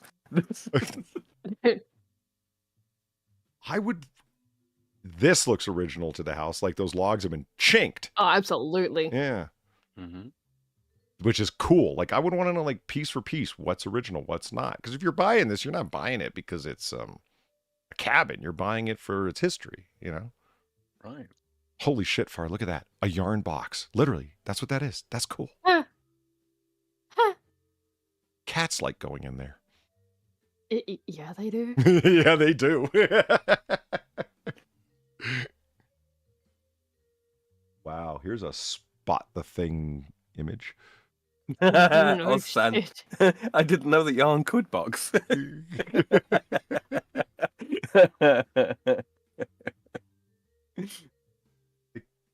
Got all the apples on a spike tree. That's really nice. Look at the milk tankard there. Bottom right. Oh, yeah. I'm trying to read the cover of that book. Well, And figure out why they got a big 1638. old bell there. 1638. Literacy hasn't been invented yet. Yeah. I like that they have the old school oil lamps there. So the blown glass chimneys would be a hell of a lot more flawed, and they'd be angled like your windows. I mean, if the whole- Sand is asking, is that cookbook original to the cabin? God, look at that No, I ceiling. don't think it is. Yeah. It's Ugh. It's a ceiling. it's been lime washed so many times just to keep termites away, you know. Yeah.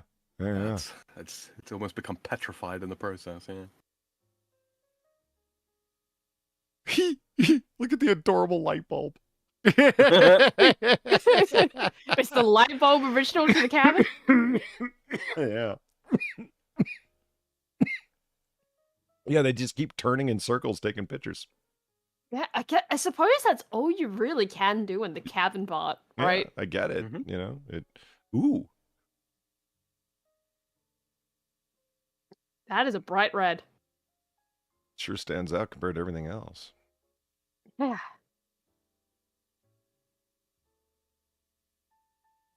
Okay, what's the rest of the house like then? Or do they even show it? They're not even bothered about the rest of the house. Yeah, it's from 1738. You know, predates the Yeah, but nation, fuck it, have you seen this cabin? Right, exactly. But I mean, yeah, they got the AC window units upstairs. So if you're, it's like, well, can we see upstairs? No, we're not going to show that to you because it's all ultra modern. Everything's like stainless steel, glass. Mm-hmm.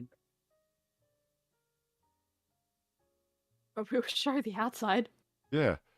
I mean, it's kind of tough when you take people for a walk around your fancy old house, right? Where it's like this place is really old, and then they see the everyone's gonna joke with you. It's like, really, is that air conditioner original 1638? Yeah, asshole. Yeah, we've heard that joke 1638 times. Mm-hmm. Excuse me. Bless you. Oh. Bless you. Ah, Oh, that's a well. yeah, that's where the Indian ghosts live. Oh, well.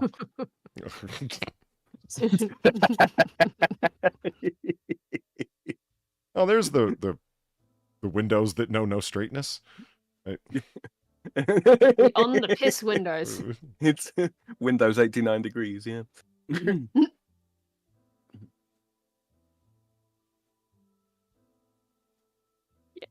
Yeah, they're really just showing us the outside. Yeah. It's getting progressively further and further away. Oh, there's the plaque. Yeah. See, every time I drive by this place, it'd be like, yeah, I know. The house is old. Shut up. Like, oh, okay. No one cares. This property is registered on the National List of Historic Sites by the U.S. Department of the Interior, built 1638 to 1643.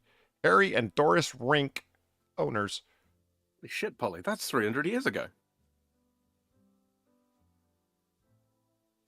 Go on. 1643. Well, 299.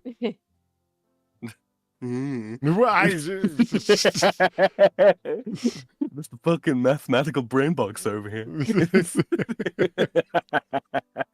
It kind of looks like, because like the text is different and smaller. It looks like, Harry and Doris went out there with a chisel. And like, oh yeah. Exactly. Those fuckers, they put the black on, they didn't even put our fucking names on. I'll show them. Historic. Good point, Zed Hero. Where the hell was the toilet? Oh, that was that. that was what you thought was the milk container in the corner. It was just a chamber pot. Do you think those maybe for someone with like the fast tiny girl bladder? Maybe. Yeah. I would love to think these are the original logs, as opposed to like it's standing on the original site. It's like, is the site the only thing that's original? I think when it comes to buildings like this, because there's a few in the south as well, where like old barns and all that kind of thing, they have to maintain the original logs. Like they can take the building down, clean up the logs for termite damage or something like that, and replace them with like aged logs, but they do have to be mostly original. Because I mean, if so, it's super cool. Like I said, the only reason I'd be buying it is for that very reason. It's so you'd want it. Yeah, this wall is the only. Oh, quit showing yourselves, you braggarts. Look, they chiseled their names in the plaque. They kind of have to. Yeah. Are these rinks They were there when it real? was built. Well, there's the barn. Here's where you keep the sheep. Whenever you run out of wool, you go get one. Oh my god.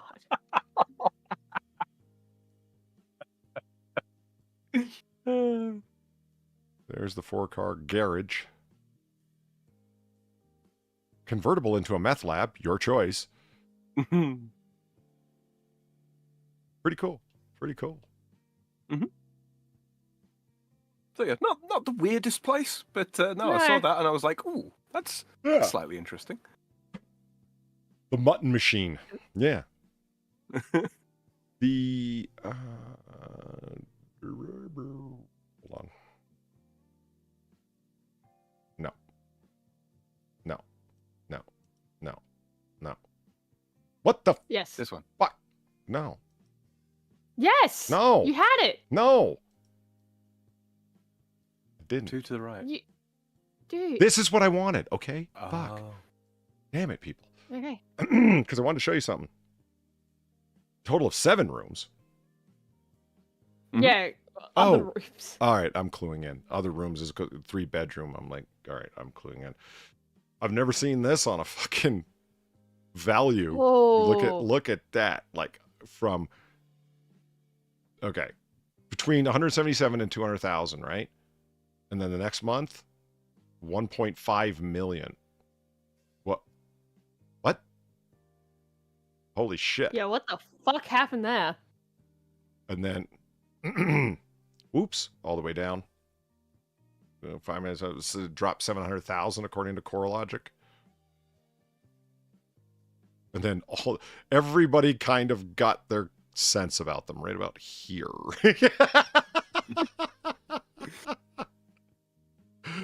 Holy shit. Never seen that on anything before, man. Yeah, that is insane. There is a perfectly rational explanation for it. Where did Biden come to office? Oh, look, right here. The economy is going to do great. And then reality set in. And he really did. This is the beginning of 2020. Oh my God, I was just kidding. Well, they were hoping to sell him some artifacts from his youth. Wow. Yeah, something happened in 2020 and then they sobered up in 2021. That's a great question as to what happened there. In the article. Does the article explain It does, it? yeah. It does. There we are. Okay. When the oldest log cabin in the country, located in Gibbstown, New Jersey, came on the market in 2017, its asking price was a hefty $2.9 million. Now it's just $262,000, and actually ended up going for $138,000, as we saw. Quote: when the owners originally tried to sell it, they had included all the artifacts and antiques, including farm machines, and the sale of the 2 homes. Lists Christina Huang of Wechart Realtors in East Brunswick. All of the antiques from different years were included, but we found out that no one wanted to pay that kind of money. The Notting Hill log house was built in 1638, and the colonial home was added 100 years later. The log cabin, said to be the country's oldest, listed in the National Register of Historic Parks. The 1.3-acre property also comes with a 4-car garage, a machine shop, and a home ladies' entertainment center. The historical significance. We had many people who wanted the property. It was just a very tough situation. The sellers didn't want to take the money off the people who loved to come and visit it. The sellers didn't want to make money off the people who love to come and visit it. As such, historic significance, you can't put a price tag on it. Not a single nail was used to build the log home, so it was going to take some expertise to maintain it. It was just too big of a project for the average person, so a developer ended up purchasing it. He may do some subdividing of the land, but plans to keep both homes intact. So BlackRock bought it. Got it. Huang says the homeowners were able to sell most of the furnishings and antiques via private sale. It would have been nice if they could have kept the antiques that included everything from ancient shoes and hats to alabaster pipes that were smoked. Cool. It could have been an incredible tea house or kept as a museum in Gloucester. Okay. If you have all these ideas for the house, for the cabin, why did you sell it? You keep, like they keep saying all this shit. I'm like, oh yeah, they could have done this, or this, but they're selling it. She's the realtor. Huang's the Like- realtor, not the owner. Okay. Well, why didn't you buy it then? Because I don't have that kind of money, fam. No, well, not you. Like the realtor. The realtor that keeps saying that, like, oh yeah, they could have done this, and this. I don't understand why. Like, fucking buy it yourself then. Why are you complaining of this thing you totally could have bought? You don't understand, Far. There's no money in property. Well, this person doesn't seem to think that.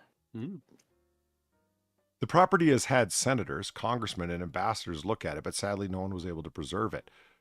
So the question all those people said, like, I love the idea, ambassadors look at it.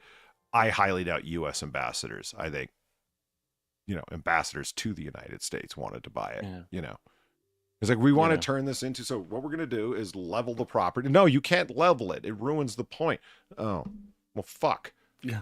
Maybe it was the UN ambassadors to women or something, Yeah. I'm totally in love with it. It's just a real story of continuing love. The sellers devoted their lives to preserving it. We're just hopeful the developer will take the property and cherish it as much as the sellers did. Translation, we have no expectation whatsoever that the developers are going to do this. I needed to make my $5 off it, so we slashed the price all the way down till we could find some international corporation to snatch it up, and they're going to turn it into an example of, the evils of white supremacy or something.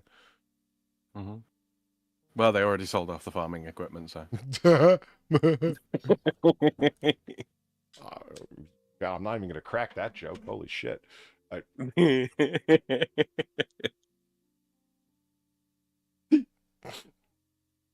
Oh, man. You know what I have to do now? What's that?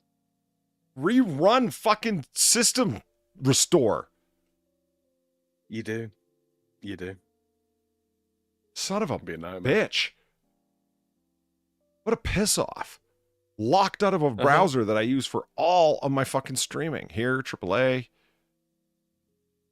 The secret streams that I run over on Twitch. Damn it. Yeah, and I looked it up. The bookmarks are encoded away. Ah, son of a jackal. And it's so people, as I was reading, can't, various malware, or depending on the site you go to and the permissions that you allow or have to allow for the site to function, will allow them to grab your cache.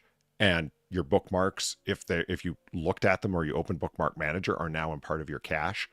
So therefore, the bookmarks are kept separately from that in that Chromium browser. So anyone grabbing your cache can't do that. Yep. And I was also in there.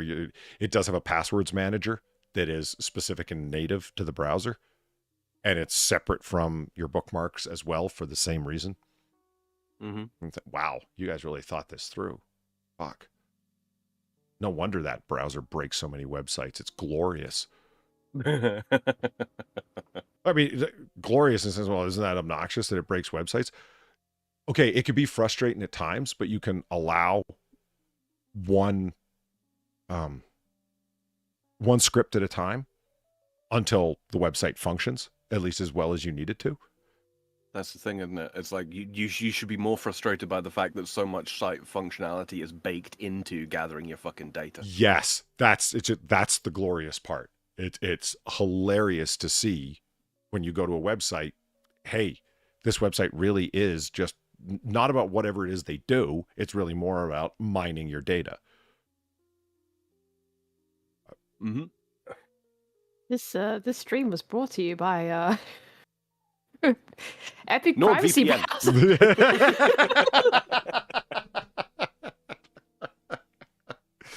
Yeah. This stream was nearly brought to you by Epic Privacy Browser.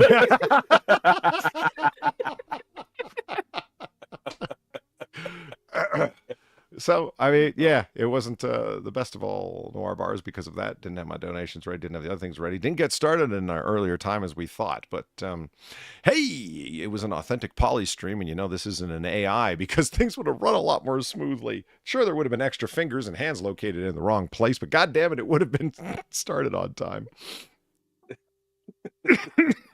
Excuse me. So yeah, I'll figure it out though, yeah, because And if there's one thing, and I didn't want to point this out, it's like, oh, look at this place, it's very nice, and like, oh, look at this Italian club with the gun range in the basement and so on. I still haven't found any place that's as awesome as my bar. Just saying. Very true. There's a reason that Far stole the lease. On location 1. Yeah. They have weirdly they have separate leases. Don't know why Polly did that. Yeah. It was completely coincidental. Understand. Yeah. It's almost like with his password manager and his bookmarks, his favorites, all that kind of thing. It's almost like he didn't want to put all his eggs in one basket. Huh. I was just Weird. I don't get it. Anyway. Yeah. Anyway. That does bring us to the end of Last Call here at Noir Bar, live from the Shays District of Noir City. I'd like to thank everybody coming by for our own little brand of 1940 booze-fueled banter, and tonight, bitterness-fueled banter. My God. I'd like to thank Far and Sam for keeping me company at the bar. Thank you. Oh, all good, dude. I'm glad we actually managed to pull one off. Yeah, absolutely. Polly, just load them in another browser. It's like, yeah, okay. They're the ones who egged me on into it. I was like, you guys know how I am. I'm like, you know what? Fuck it. I'm not doing a stream. You know, I did. Well. Yeah, which is why I then scrambled, and Sam also scrambled to find you things. Yeah. Just go, no, it's fine. Look, we can do it. I mean, I didn't even have Judgy Pacino available. Fuck. Oh, man. Oh, God, I didn't realize I'd missed him right until this very moment. It's okay. I'll do what I need to do. I will pull I will resurrect Epic Privacy Browser and then figure out how to export bookmarks so that can't happen again. Something's got to go terribly wrong before you realize that there's a problem. You know what I mean? Like it. Yeah.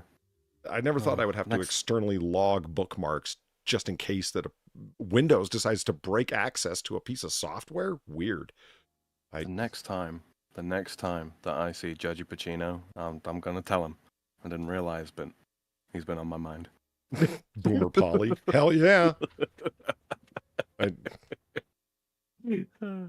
Oh, God. That's a Mr. Caddington quote. Oh, God. All right, I'll send just for you.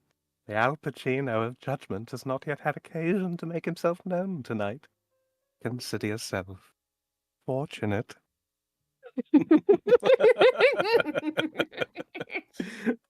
Is there a cat in the cat called Al Pacino then? That could be.